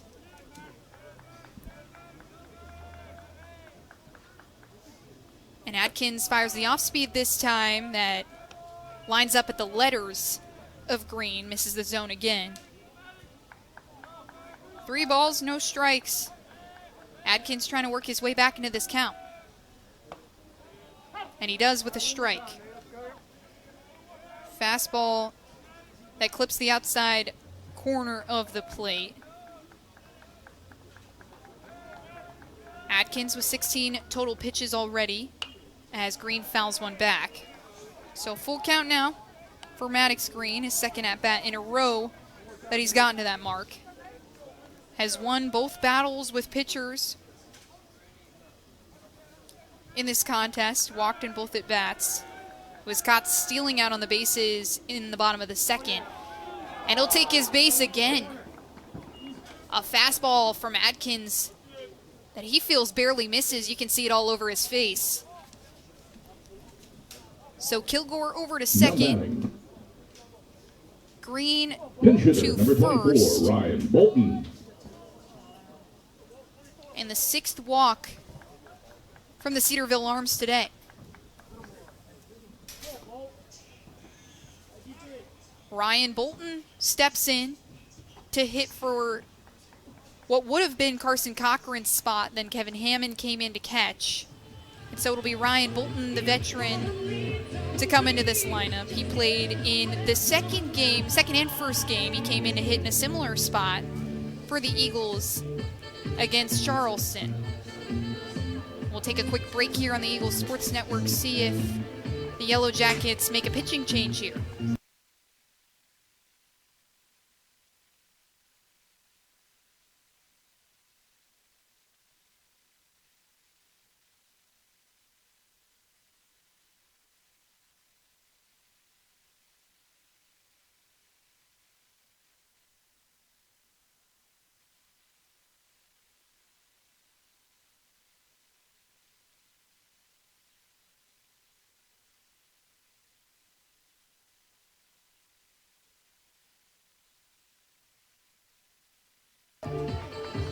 Adkins will remain on the mound. He hit Tanner Kilgore with a pitch that let him reach, and then Maddox Green walked just a moment ago. So Kilgore on second, Green on first, and it's Ryan Bolton coming in to hit. Bolton, one of the veteran batters on this lineup, the redshirt junior, takes a swing at the first pitch from Adkins, and it's fouled back over the netting behind the press box here at Joey Seaver Field.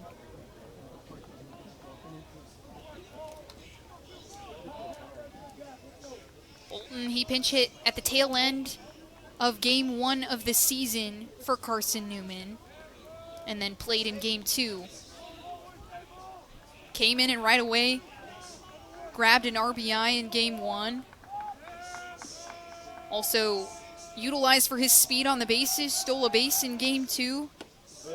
He watches the second pitch from Adkins. The first ball that misses outside. Off-speed pitches for Adkins haven't necessarily hit the zone incredibly often.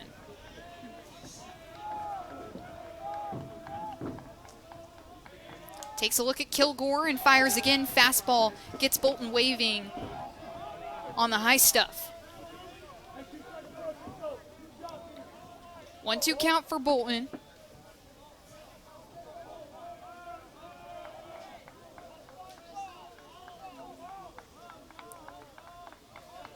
Two for three in his at-bats in the opening series against Charleston. Just came in and was consistent as he swings and misses on the fastball. Outside corner, Adkins got him. So 2 outs for the Yellow Jackets. Here in the bottom of the 5th with runners threatening, and it's the top of the order. Left fielder, number Colton 5, Evans. Colton Evans. Looking for his first hit of the game. He's 0 for 2 with a walk. Was caught stealing last time he was out on the base paths. Want to utilize him for his speed as Adkins fires and hits on the outside corner. Strike 1 on Evans. First strikeout of the game for Adkins just a moment ago on Ryan Bolton.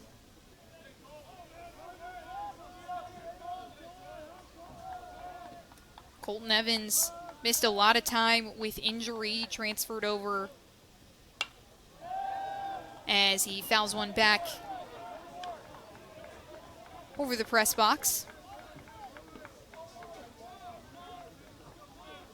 Played in 54 games at the JUCO level as a sophomore. Check swings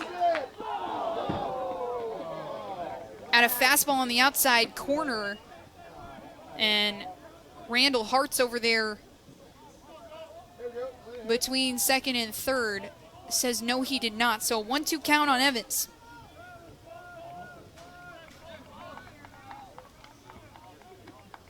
Kilgore at second, Green at first, 2 outs on the board, and Carson-Newman hasn't scored in 5 innings. This game tied at 4 apiece. Adkins deals, swung and missed. 2 strikeouts in a row to end the inning for Nathaniel Adkins, who took over. And his second inning, he stays clean. 4-4 ball game as we go into the top of the 7th. We'll be right back here on the Eagles Sports Network. When you're sick and tired of fast food and need a fresh home-cooked meal, turn to Lisa's Country Kitchen. Lisa's been cooking up her fresh, never-frozen food for the Lakeway area for more than 15 years. Lisa's cares about her customers. You may enter a stranger, but you'll leave a friend. From foot-long hot dogs to juicy steaks, Lisa's has the best food for the best prices. Lisa's Country Kitchen on Route 92 off Old Andrew Johnson Highway. The best food for the best prices. Serving East Tennessee for 40 years, Magaha Electric is the perfect choice for all your electrical projects. Magaha Electric specializes in commercial, retail, manufacturing, residential, and industrial contracting needs. Magaha Electric can provide superior service, technical know-how, and realistic budgeting for any size project in a timely, cost-effective manner. Visit MagahaElectric.com for all your electrical contracting needs. Magaha Electric, your East Tennessee electrical contracting source.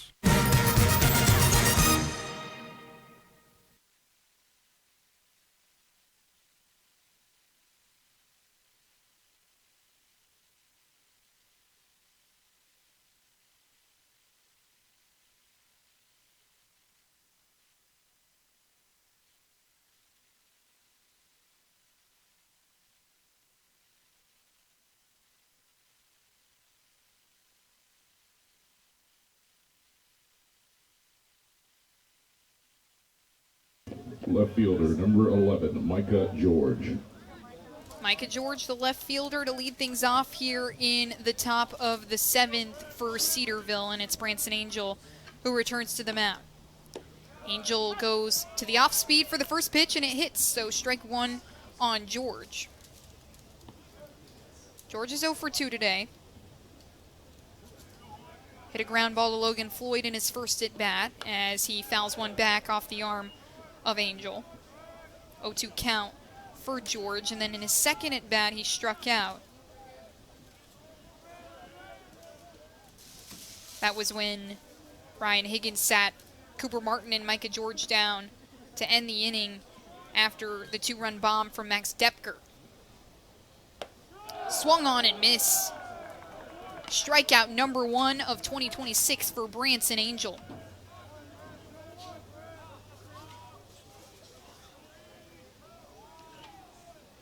Three pitches, 3 strikes for Branson Angel, and the top of the order now in Chris Montes de Oca, the center fielder. Angel comes together. First pitch misses outside on the lefty Montes de Oca. The center fielder is 2 for 3 today. Came around to score in the top of the 3rd. Got himself on after a ground ball to left field. Second pitch from Angel.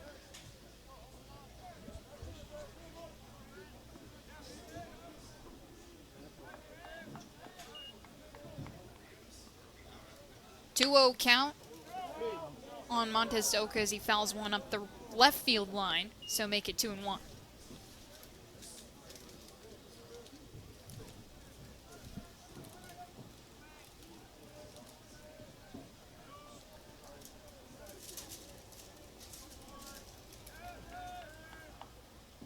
Angel fires a breaking ball that's fouled back. 2-2. 1 out on the board, nobody on the base paths, then we're tied at 4 apiece. Cedarville out hitting the Eagles right now. They've got 7 hits to the Eagles 4. But nonetheless, this is still a tie score, and the Eagles pitching staff a good job to hold this Cedarville lineup scoreless for the last 2 frames. Montes de Oca fouls another one back. Working Angel's pitch count up. He was pretty efficient in his first inning of work. Just 4 batters that he saw. Now 5 with the strikeout on Micah George, but that was just a short 3 pitches. Angel misses again this time, low and in the turf. So full count coming up for Chris Montes de Oca, trying to keep his great day going. And Angel misfires to walk Montes de Oca. And the center fielder continues to be a pest in the batter's box. That's Angel's second walk of the day to go along with his 1 strikeout. And the catcher, Caden Wild, up to hit. He's 0 for 2, reached on a fielder's choice in his last at bat. Angel misses on the fastball high and away.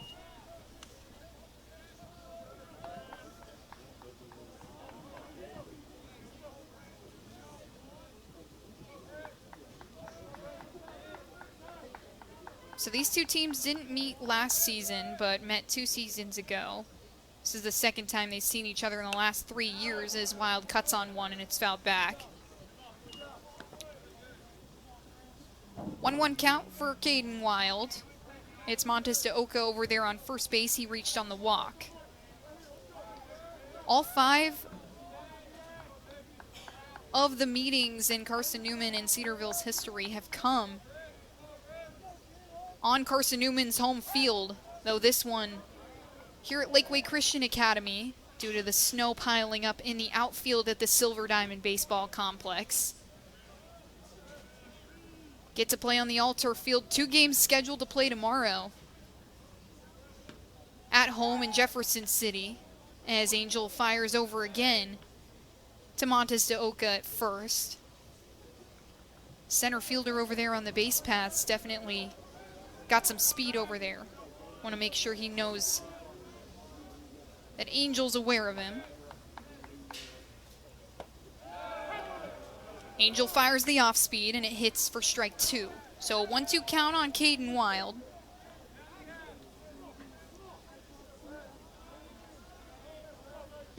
Wild really good last week. Was 2 for 3 in game 1 and 3 for 4 in game 2. He cuts on one, and it's up the 5-6 gap all the way to left field. Montez de Oca in standing up to second. And the first hit of the day for Caden Wild, the catcher.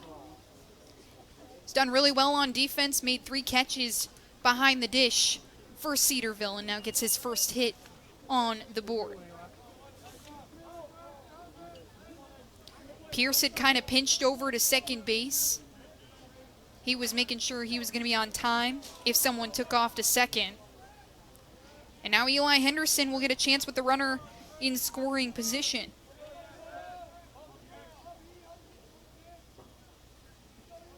Angel takes a look at Montez de Oca on second, fires, and it's a foul ball off the stick of Eli Henderson.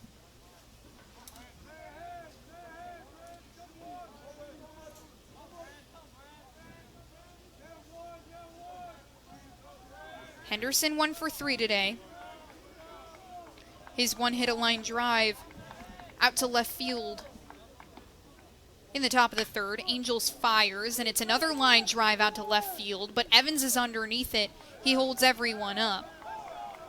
The second out of the inning for Carson-Newman, and Angel tries to keep things scoreless for his time on the mound.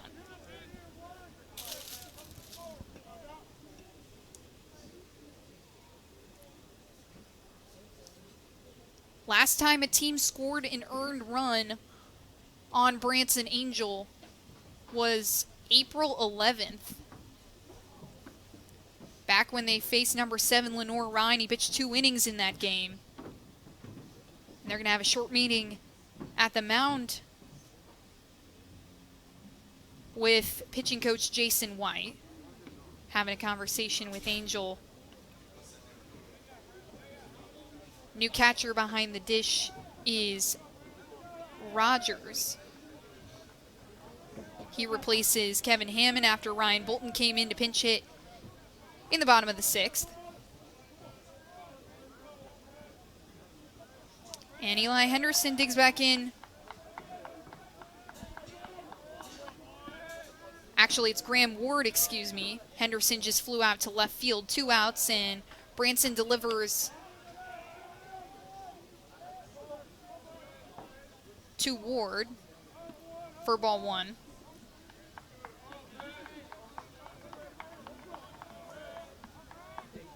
It's Montez de Oca on second, Caden Wild at first, and Graham Ward also looking for his first hit of the day. Angel misses low on Ward. Runners take healthy leads off the bases, trying to challenge Rogers behind the plate, but won't go anywhere.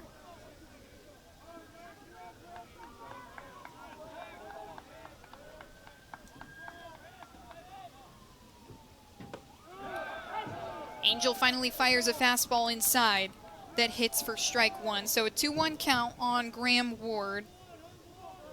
Caden Wiles at first. Montez de Oca is at second. And Ward, just the freshman, hitting cleanup. 3 for 8 in the last series as he skies one up the right field side. It's out of play.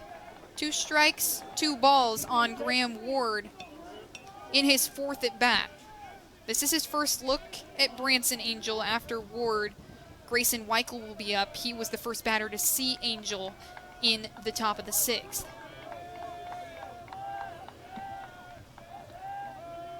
Angel takes a look at Montez de Oca. Ward jammed up. He fouls it off.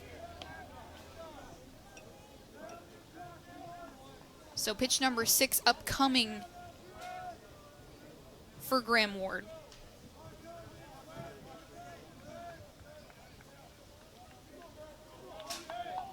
Graham, in his first year with the Yellow Jackets, was a 4-year varsity letter winner in high school. Off speed from Angel doesn't hit, so a full count coming up.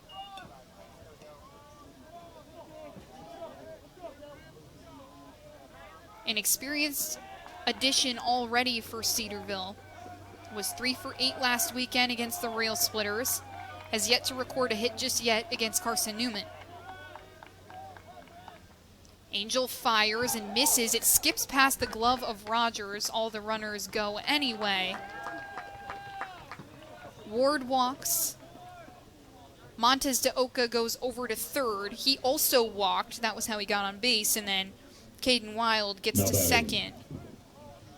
Right fielder, number 14, Grayson Weichel. This third walk of the day for Branson Angel. And it loads the bases for Cedarville. Really good spot to take advantage of. You got 2 outs on the board, and it's Grayson Weichel. Looking for his third hit of the day. He's 2 for 3 right now. First pitch from Angel misses, and Rogers takes a chance at Montez de Oca at third. He's into third standing up. So 1 ball, no strikes on Grayson Weichel, and Jason White will come out and have another conversation with Branson Angel. This might be the end of his day. 40 total pitches for the junior. 1 2/3 innings pitched, 2 hits, 3 walks, and a strikeout. And it does look like they're going to send him to the dugout. So we'll see who the new pitcher is when we come back here on the Eagles Sports Network. There's something about a small community that unites us, whether it's cheering on our favorite team or the way we come together in a crisis. Small communities are made up of people with big hearts. We're dedicated to hard work and innovation through sunny days and stormy nights. AEC is always here, powering the people and the places that make our community a spectacular place to call home. AEC, power what matters most. Insurance, it's about people, not things. It's about security. It's about confidence. It's about relationships. It's about trust. It's about you. As a local independent agent, Bible Insurance Agency can design an insurance program that's just right for you and your family. Give the people you love safe, sound, secure protection from Auto Owners Insurance. Call Bible Insurance Agency 423-586-4320 or go by 1600 East Andrew Johnson Highway in Morristown.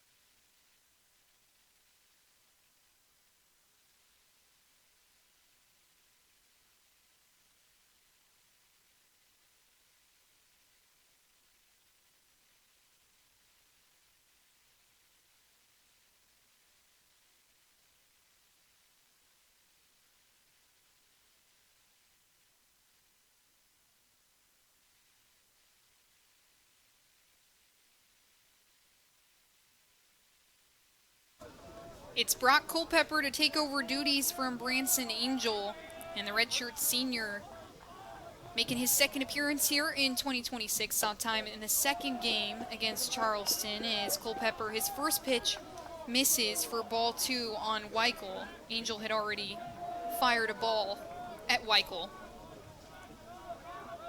Weichel has the bases loaded as well, so a tough spot for Culpepper. He fouls one back, the first strike of the at-bat for Brock Culpepper.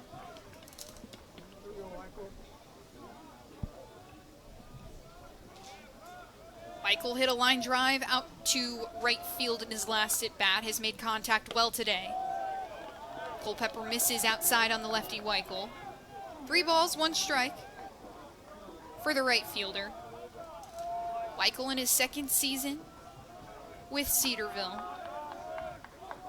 Traveling over to Ohio from Pennsylvania as Culpepper fires a fastball on the inside. First strike 2. 2 outs on the board, 1 more strike from Culpepper would end the inning, and it's a full count. Culpepper misses way outside. It gets past Rogers. Montez de Oca comes in. That's his second run of the game. He reached on a walk from Angel.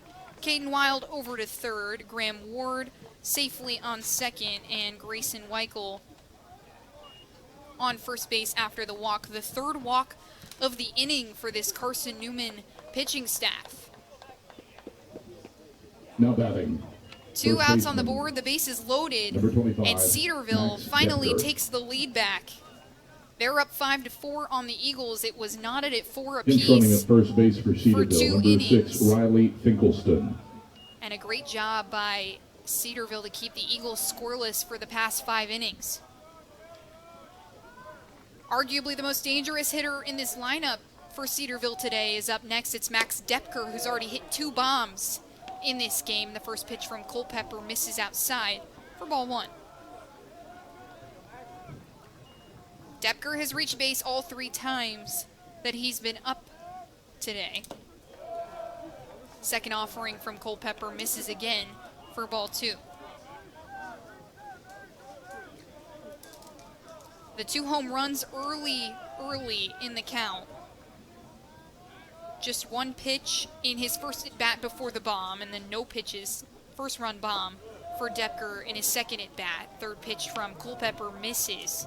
So 3-0 count on Decker, and a walk here is just not what you need if you're Carson-Newman. Down 5-4, you've let up a run already.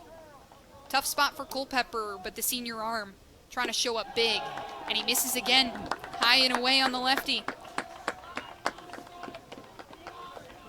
4 walks for Carson-Newman in the top of the second. Now batting. And Cedarville's taken the lead 6-4. Designated hitter, number 15, Grant Poindexter. Caden Wild will come in to score. Graham Ward over to third. Grayson Weichel on second. Decker on first, and it's Grant Poindexter, who walked in his last at bat, to step up. He swings at the first pitch from Culpepper, and he gets him on the off speed. So strike 1 on Decker.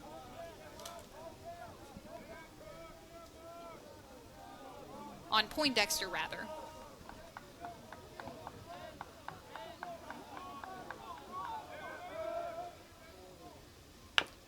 Poindexter takes a swing. It's softly to the pitcher, Culpepper. He tosses it to his catcher, and Rogers, and he gets the force at home on Ward. So that'll be the inning. 2 runs scored a hit, for Cedarville. no They errors, take a 6-4 lead. and Carson-Newman a chance to 3 respond here in the left on bottom base. of the 7th when we come back. 2 up for the Don't know what to wear on game day? Head over to shopseeandeagles.com for all of your Carson-Newman athletics gear. You can find clothing from Adidas, Columbia, Nike, and Under Armour to cover you from head to toe. ShopSeeAndEagles.com also has duffel bags, backpacks, jewelry, pet supplies, and gifts. Don't waste any more time. Prove you are the ultimate Carson-Newman fan with the official gear of the Eagles at ShopSeeAndEagles.com. Visit today. Dorm food got you down? Need a home-cooked meal? Then Lisa's Country Kitchen is for you. Lisa's Country Kitchen has been feeding Carson-Newman students for 15 years. Lisa's has a family-friendly atmosphere all day long, from the morning with her $2.99 breakfast specials to dinner with Lisa's fresh, never-frozen steaks. Carson-Newman students get a 10% discount with their student ID. Lisa's Country Kitchen on Route 92 off Old Andrew Johnson Highway. The best food for the best prices.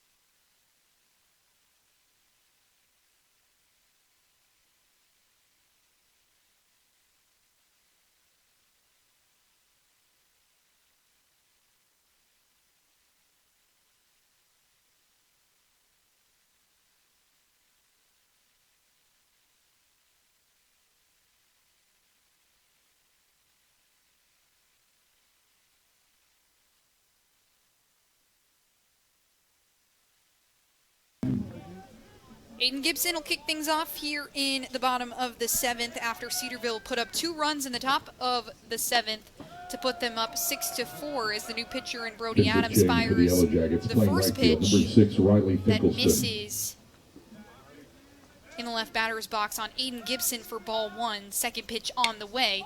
It's cut on and lofted high into the air up the right field sign. The first baseman in Depker is underneath it, and he makes the catch, but he was out of play.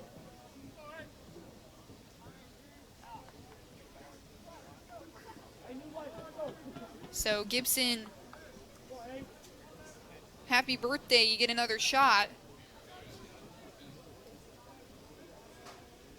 Depker in the bullpen over there on the right side. So 1-1 count on Gibson. Brody Adams, the freshman, goes to the breaking ball that misses. First season with Cedarville, coming out of Monroe, North Carolina. Played for Lee Park Prep. As Gibson cuts on one, this time up the third baseline, but it rolls foul for strike 2. 2-2 count on Gibson. Adams the righty.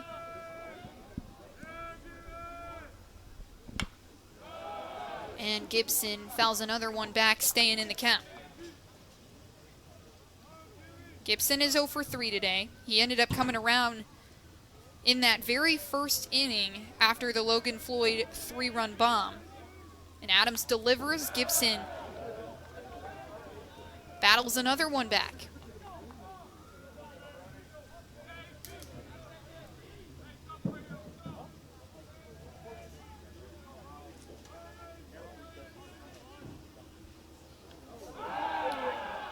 And that one will clip Gibson as Adams misfires. He'll take his base, and Gibson has been hit by a pitch 3 times now in 2026. More than happy to stand in there and take one. Number 11, Logan Floyd. And that brings up Logan Floyd.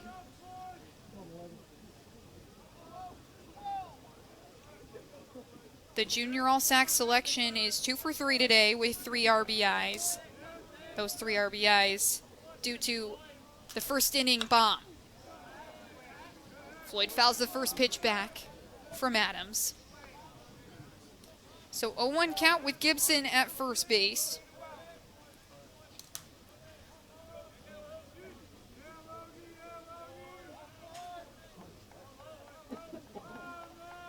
Adams unconcerned with Gibson at first. He delivers a breaking ball that misses outside on Floyd. So ball 1. Aiden Gibson saying the praises of his teammate Logan Floyd in an interview, saying he's one of the best hitters he's ever played with, has already got off to a hot start here in 2026 and making a good case if he continues to trend in the right direction for some potential postseason honors, as the next pitch from Adams misses again on Floyd. So 2-1 on the junior Floyd.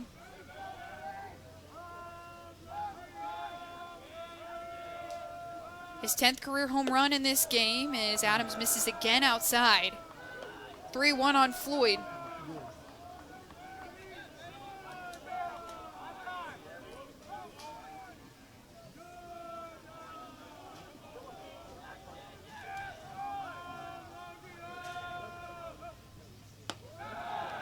And Adams misses for the 3rd time outside. Logan Floyd will take his base. 7th walk of the contest from the Cedarville pitchers. And Cole Nathan gets a chance to bring around some hitters. Aiden Gibson is on second base and Logan Floyd on first. They're going to take a quick minute to have a conversation with Brody Adams before facing Cole Nathan. And a good thing too, Nathan incredibly deadly as he's hitting cleanup today. The junior is what Aiden Gibson calls the energy guy. Whenever they need someone to get them going, he's going to be able to be the guy to make the play. And this is certainly a moment where Carson-Newman needs someone to make a play. Cedarville up 6-4 after the 2 runs they put up here in the top of the 7th. And Carson-Newman in a good position to potentially bring some runners around. No outs on the board. Gibson in scoring position on second, Floyd at first, and one of your best hitters in the lineup in the batter's box. Was 2 for 9 in the opening series against Charleston. Wasn't for lack of making contact, just 3 line drives that were caught. So Nathan steps back in. He's 0 for 1 today, 2 walks for the junior. So a good job being selective, and he drives one out to left field. That's going to get down. It takes a hop over the fence, so Nathan's going to get second. Gibson's going to come around to score, and Floyd on third. Make it 6-5. The go-ahead and the winning run are on base right now for Bradley Soto Diaz.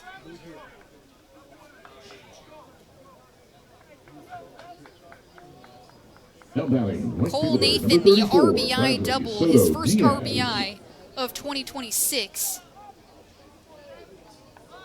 And it comes in a big spot. Eagles needed a run. They got one off the bat of Nathan, and Bradley Soto Diaz with a chance to give Carson-Newman the lead.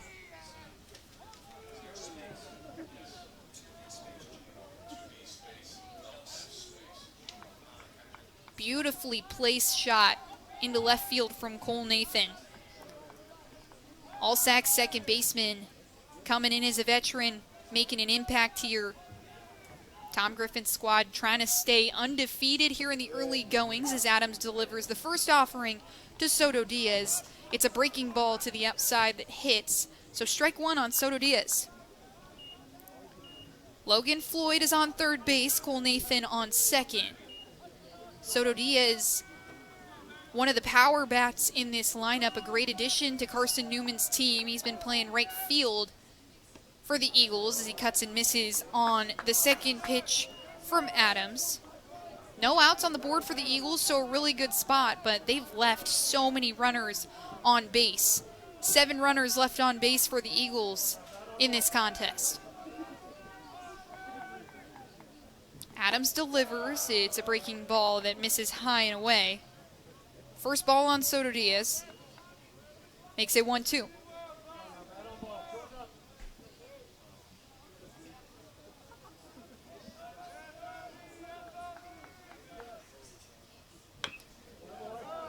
Soto Diaz battles one into his own dugout. So still a 1-2 count for the right fielder.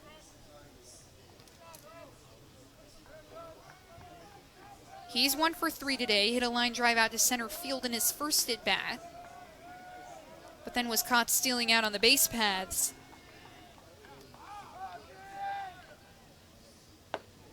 Adams to the outside corner again. Wild tried to frame it, fools no one.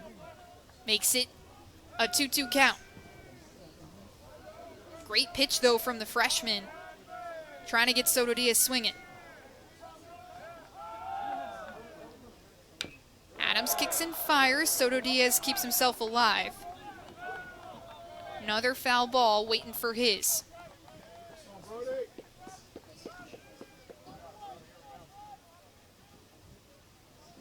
Adams did see some time against Lincoln Memorial. Through 3 innings, led away 5 hits.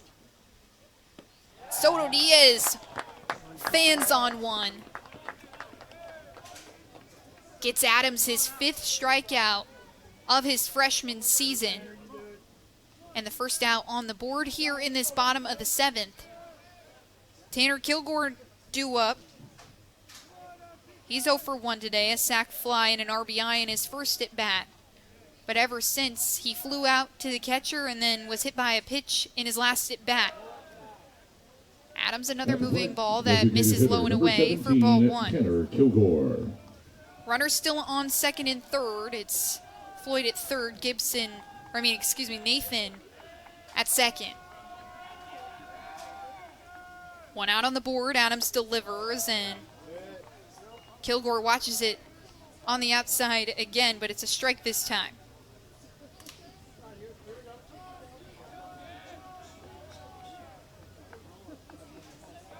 Kilgore, familiar in this DH spot, has seen a little bit of time at first base. Next pitch is outside in the other batter's box. 2-1 on Kilgore. Played a couple games at first base for the Eagles last season, but made 34 starts as the DH for Carson-Newman. Hit a lot in the cleanup spot as next pitch is an off-speed on the inside that hits for Adams, so 2-2 on Kilgore. Was one of the power bats in this lineup. Tied for the team lead with 4 home runs. The junior standing at 6'4" in that right batter's box. Big target. Swung and miss. Adams, 2 strikeouts in a row. With runners in scoring position. Tom Griffin's team just looking for contact, and the Eagles not finding it. No batting, shortstop number 7, Jono Pierce.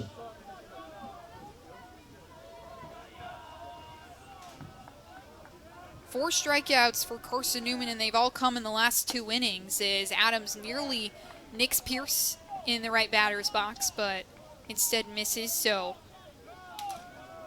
1-0 count for Pierce. Floyd still at third and Nathan on second. He's got a healthy lead. Adams delivers. It's outside this time for ball 2.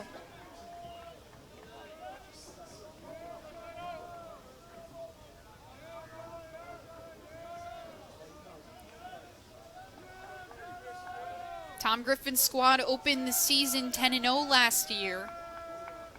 Eagles down 6-5 right now. Wanting to repeat that great start that they had last year, but Cedarville doing a good job just continuing to put runs on the board as the next pitch from Adams misses. So a 3-0 count on Pierce. He walked in his second at bat, so this would be his second of the game if this one misses, and it does. Pierce will take his base. And Adams will have bases juice for Maddox Green. Center fielder number 3, Maddox Green.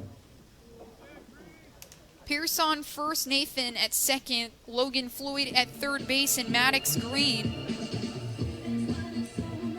who has walked in all 3 of his at-bats, will cause a quick little break here on the mound. That's going to be the end of Brody Adams' day. We'll see who the new pitcher is when we come back here on the Eagles Sports Network.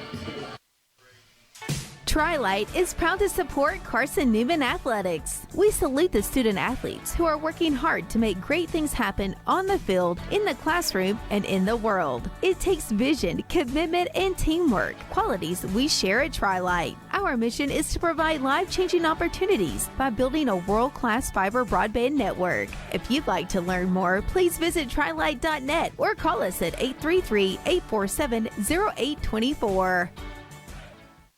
We select our insurance companies the same way you do, very carefully. When you work with us, you can count on receiving fast, courteous, and professional service and quality protection through Auto Owners Insurance. For a no-problem approach for your life, home, car, and business insurance needs, ask us about the No Problem Company, Auto Owners Insurance. Call Bible Insurance Agency at 423-586-4320 or go by 1600 East Andrew Johnson Highway in Morristown, serving the Lakeway area's insurance needs since 1931.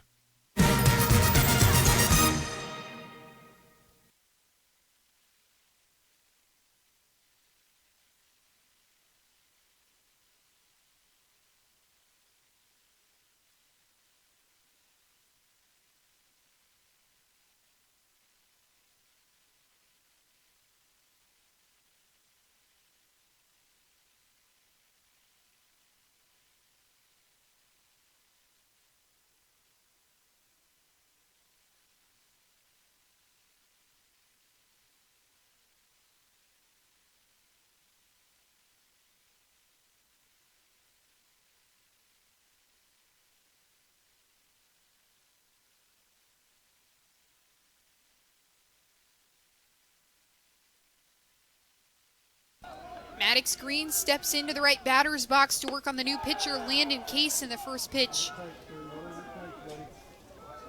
From the sophomore is a ball that misses high and inside on Green. Case works quick and fires another pitch. Makes it 1-1. Bases are loaded for Carson-Newman. 2 outs on the board. Just previous, the Eagles had runners on second and third as Case delivers a slider in to the left batter's box that makes it a 2-1 count. Runners were on second and third with one out for the Eagles, and they couldn't come up with contact. One run already scored here in the bottom of the 7th, though, for Carson-Newman. It's a 6-5 ball game, and Maddox Green with a chance to make a big difference. And Landon Case making it a 3-1 count after he misfires again. A walk here would send Logan Floyd in to score. Instead, he hits the fastball on the outside corner, makes it a 3-2 count. So a full count coming up for Maddox Green, the freshman.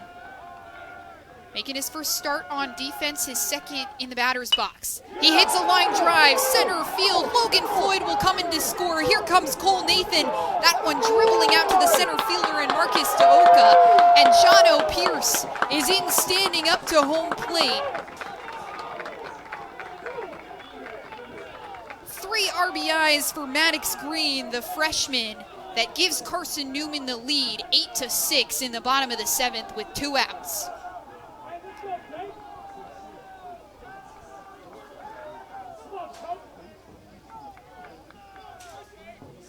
His first career hit, and it comes in a big spot. Pinch hitting, number 18, Jacob Rogers. Jacob Rogers, the new catcher for the Eagles, getting his first look in the batter's box as well. He takes strike number 1. All the pressure off Landon Case now with just Maddox Green at first base. 2 outs on the board for Cedarville, and this Carson-Newman offense continuing to come up so big time. Can't say enough about the rookie talent in Maddox Green, a freshman football player and baseball player. Didn't spend any of the fall with Carson-Newman baseball, and is in just his second game in the orange and navy. An RBI single that gives Carson-Newman the lead in the bottom of the 7th.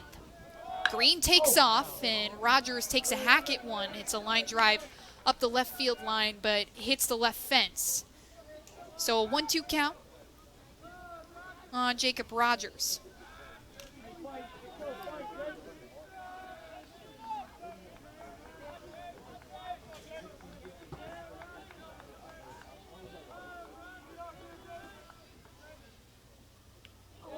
And that pitch off the arm of Case drills Rogers. Turn just in time. He takes it off of his left tricep. So Left fielder, number 5, Green will go Colton over to Evans. second. And Rogers at first base. That brings up the top of the order. Colton Evans gets a chance to get his first hit of the day. He's 0 for 3 with a walk. Also has a strikeout.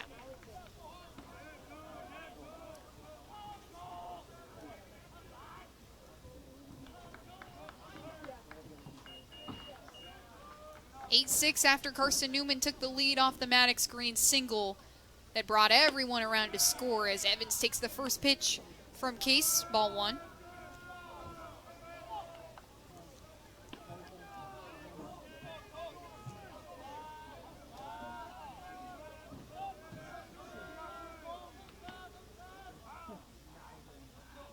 Case delivers, and it misses again, low and away. 2-0 count for Colton Evans.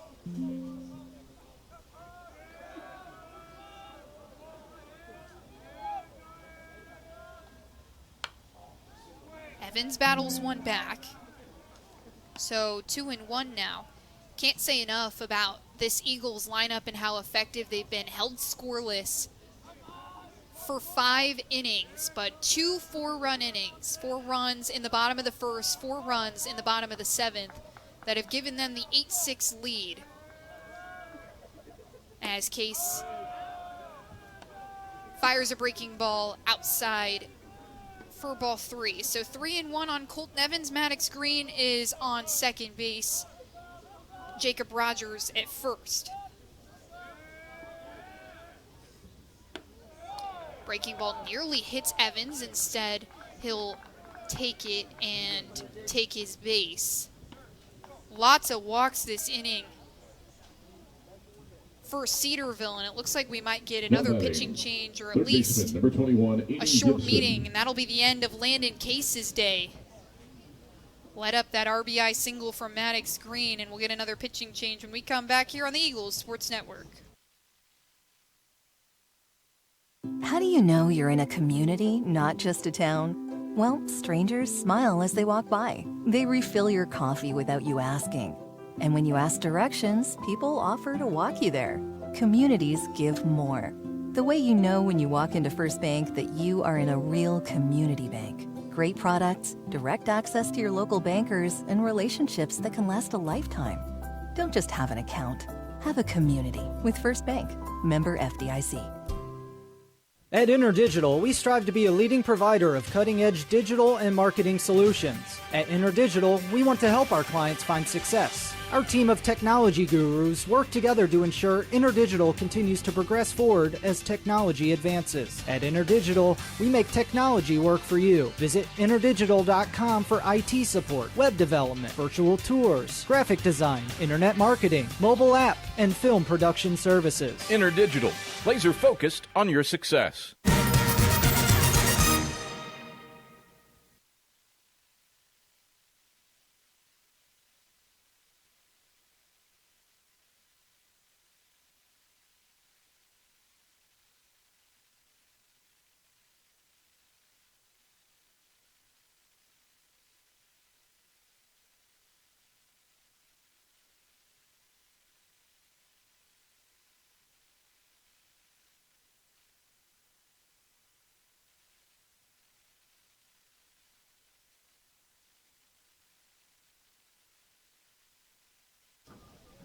Landon Case's day will be over after the RBI single from Maddox Green, and Cade Odom will take over duties as Aiden Gibson steps into the right batter's box the second time in the 7th inning.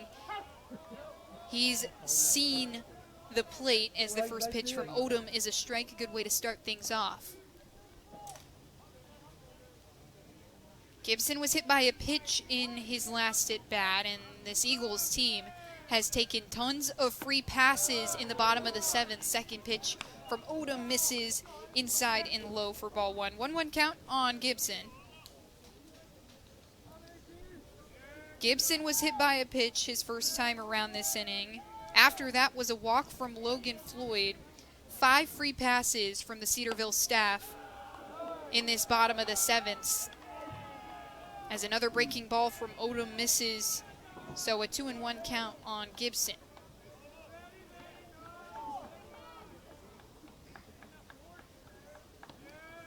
Senior captain trying to get his first hit on the board here in this contest. He takes a strike from Odom, make it 2-2.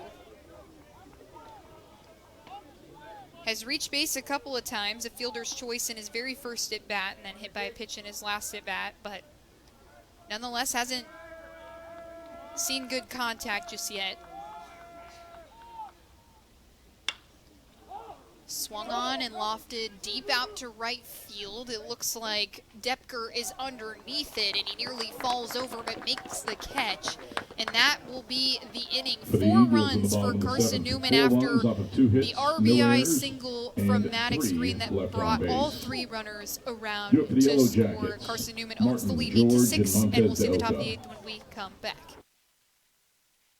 Sure, we've been around a while, 171 years to be exact. We know the power of a liberal arts-based Christian education and the tremendous potential of what can be found on this campus, within this community. We are adventurers, dreamers, believers, passionate and compassionate, curious and clever, driven by a common purpose towards a common goal. I found my passion. I found purpose. We are Carson-Newman. What will you find? Domino's Pizza in Jefferson City and Morristown wants to help feed your business. When you're hungry at lunch, show your business card at Domino's in Jefferson City and Morristown when you make your purchase for pickup or delivery to get 25% off the entire order. That's 25% off your order at Domino's in Jeff City and Morristown when you show your business card. Call 865-471-6700 to get a pizza. Domino's, the official pizza of the Carson-Newman Eagles.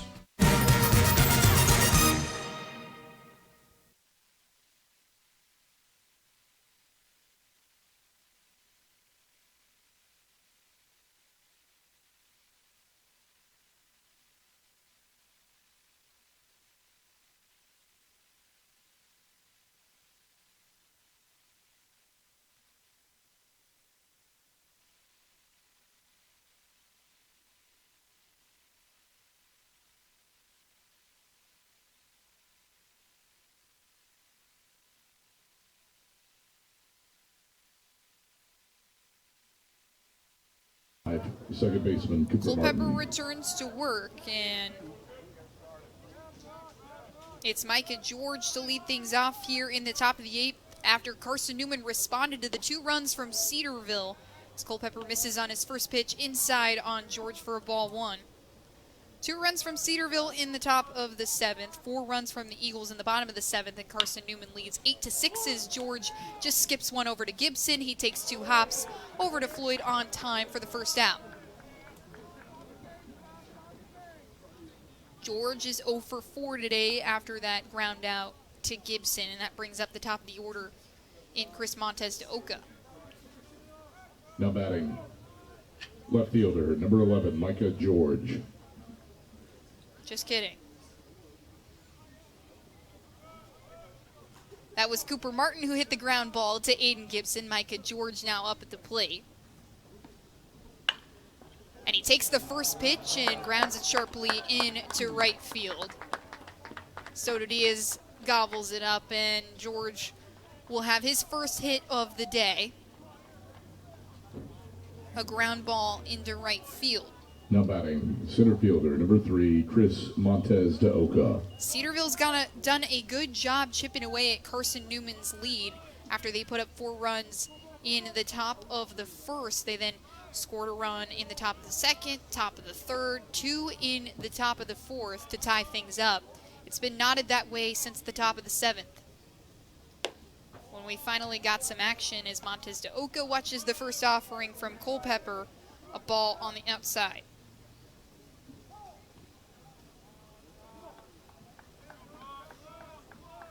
Montez de Oca's been good today. He's 2 for 3. Second pitch from Culpepper is a strike. So a 1-1 count with Micah George on first base. Montez de Oca walked in his first at bat, and he swings on this one. It's a line drive out to right field. Evans takes a couple steps back, and he plucks it out of the air for the second out of the inning.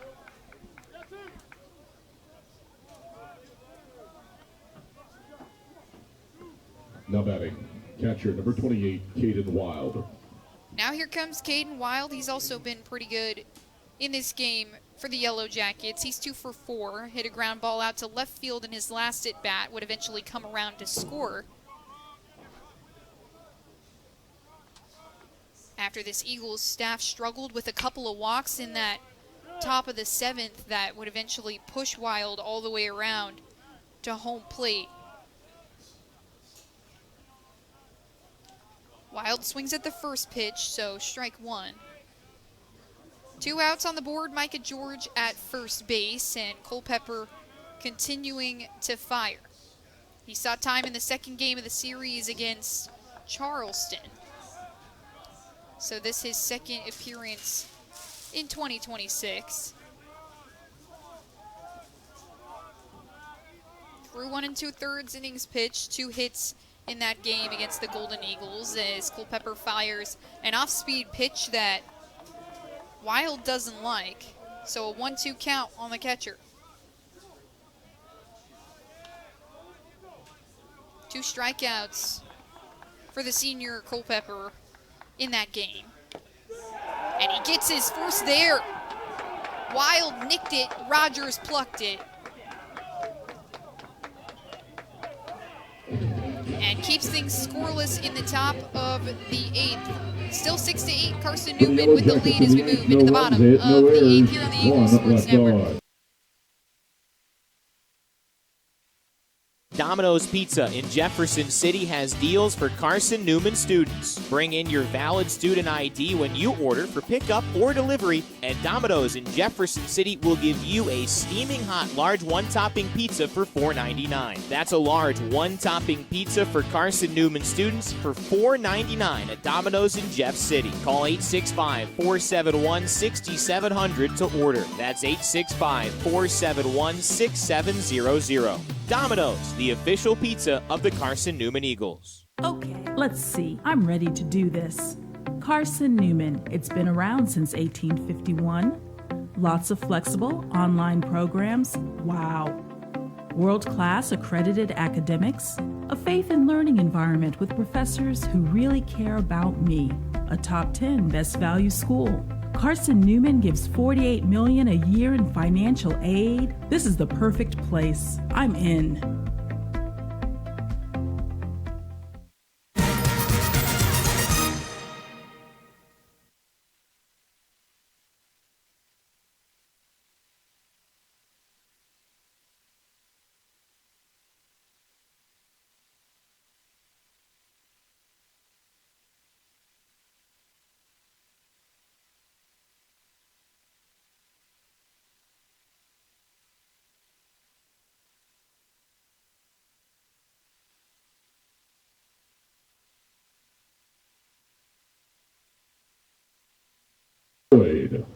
Cade Odom goes back to work here in the bottom of the 8th. Logan Floyd, who's been so good for Carson-Newman, is the batter. And first pitch from Odom on Floyd is a ball. Floyd's first look at Odom. And he gets it off the heel of his bat, and it's skied to the first baseman, Depker. He makes the catch, and that's one away.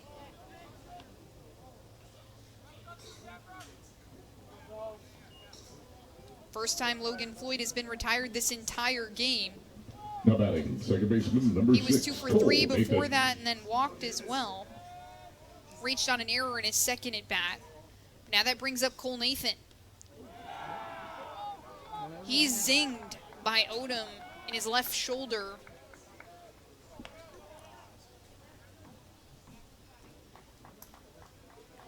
Gets over to first base. This third time in a row he's reached base for Carson-Newman. He walked in the bottom of the 5th and then hit a line drive to left field in the bottom of the 7th. He would eventually come around to score, and now Soto Diaz, who struck out in his last at bat, tries to get to work, and he does.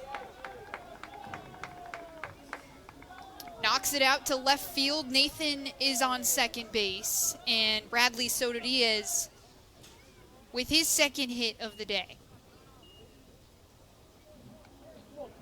Now batting, the designated hitter, Lots number 17, of free bases Tanner Kilgore. for Carson-Newman in this game. 5 free bases in the bottom of the 7th and 1 here in the bottom of the 8th.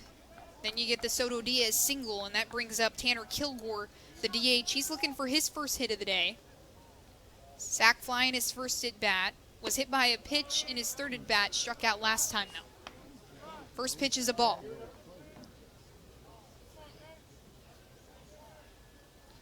Cole Nathan is on second. Bradley Soto Diaz on first. You got speed on the bases for Carson-Newman. Tanner Kilgore looking to make contact with 1 out on the board. Runners in scoring position, a chance to extend the lead as Kilgore waves and misses on a fastball outside from Odom.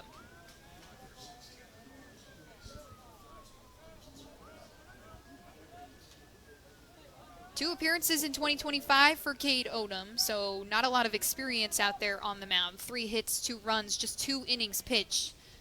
This is 4th inning pitch in his career. Hard ground ball from Kilgore over to shortstop, and Henderson over to Martin to Depker for the double play that retires the inning. Come back for the top of the 9th. Eagles 3 outs away from taking game 1 of the series against Cedarville when we come back.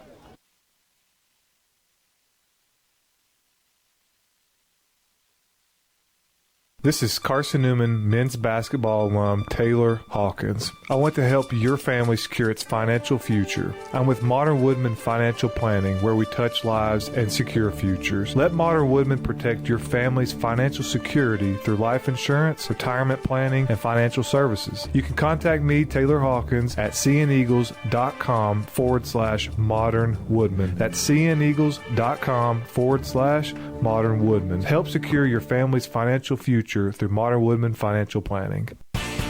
The #1 source for Carson-Newman athletics gear is shopseeandeagles.com, where you can find gear from Adidas, Columbia, Nike, and Under Armour. Shirts, jerseys, sweatshirts, shorts, pants, hats, and scarves.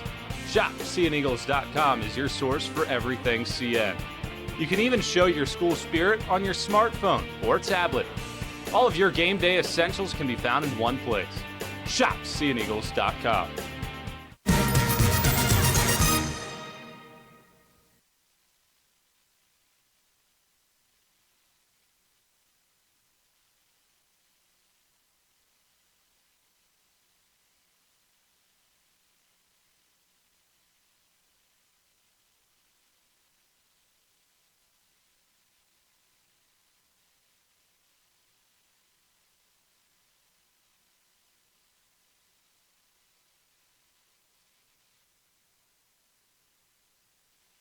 Eli Henderson. Eli Henderson will lead things off for the Yellow Jackets here in the top of the ninth. Carson-Newman just 3 outs away from taking game 1 of this series against Cedarville. First pitch from Culpepper is a strike on Henderson. And he doesn't like the call. He has a conversation with Marcus Wilkie about it.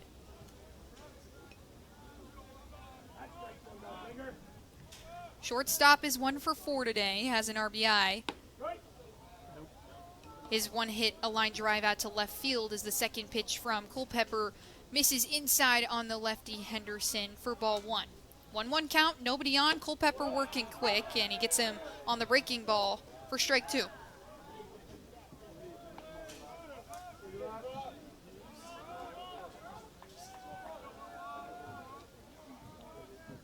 Culpepper kicks and fires, and that one's chopped past the diving John O. Pierce into left field, and the second hit into left field for Eli Henderson to get things going.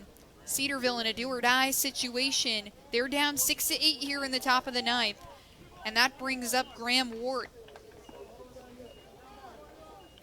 He's been held hitless this game, but was such an asset for Cedarville in the opening weekend against LMU. The freshman 6 for 8 in the opening series. He's 0 for 3 today. And he chops one, this time the opposite direction that Henderson went, in between first and second base. Nathan can't get to it, and Soto Diaz makes the toss over to second base. Henderson is safe.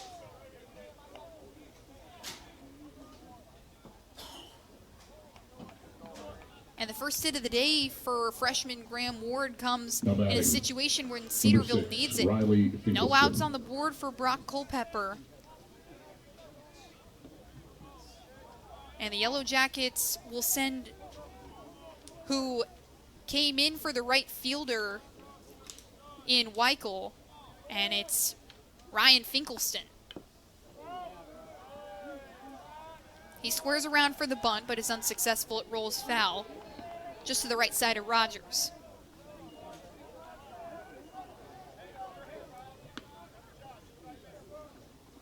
So Ward is on first base, Henderson on second, and Finkelstein at the plate.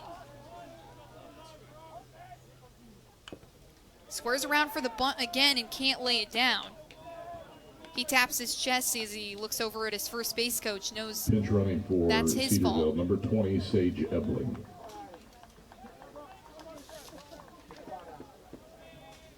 Sage Ebling comes in to pinch run.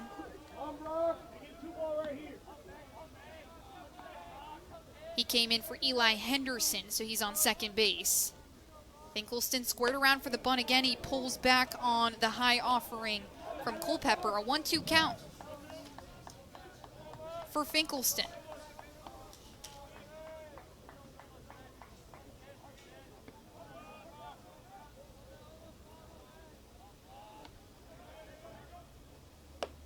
Culpepper misses on the outside. 2-2 count with runners on first and second. No outs on the board for the senior. Aiden Gibson talked about this squad being veteran, being experienced. They've been in moments like this before, trying to close out games as the infield pinches. Finkelstein finally lays down the bunt. It rolls foul. So that'll be an out for Ryan Finkelson on the failed bunt attempt with 2 strikes. So 1 out on the board. Runners will return to their bags. It's Ebling on second base, who came in a pinch run for Henderson, and Graham Ward on third base. Batting first baseman, number 25, Max Depker. And Max Depker, who has been so good in this game. 2 hits in 3 at-bats. Both of those hits were home runs. Reached on a fielder's choice in the top of the 6th and walked in the top of the 7th. A dangerous batter to have up with just a 2-run lead. You have your tying run on first base, and Depker hits another bomb. There's your winning run. Tom Griffin comes out to have a quick conversation with his entire infield, everybody coming in to kind of talk about the situation and make sure things are all in order before this dangerous batter in Depker comes up.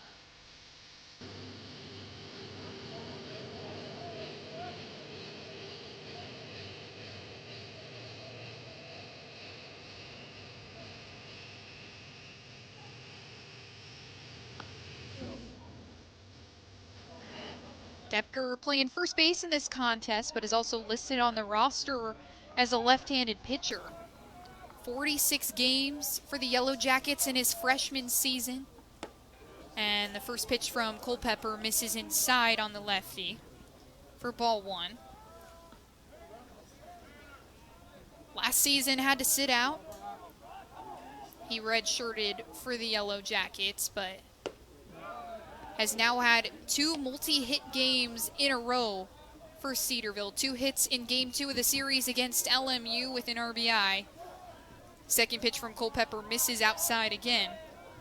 2 balls, no strikes. Runners on first and second here. 1 out on the board as Depker swings at 1. It's bouncing towards Gibson. He goes over to Floyd. Good speed by Depker to try and run and beat that out, but he doesn't in time. So 2 outs on the board. Now runners at second and third as Henderson, or the pinch runner in Ebling, will advance to third base, and Graham Ward now on 15, second. Grant Poindexter.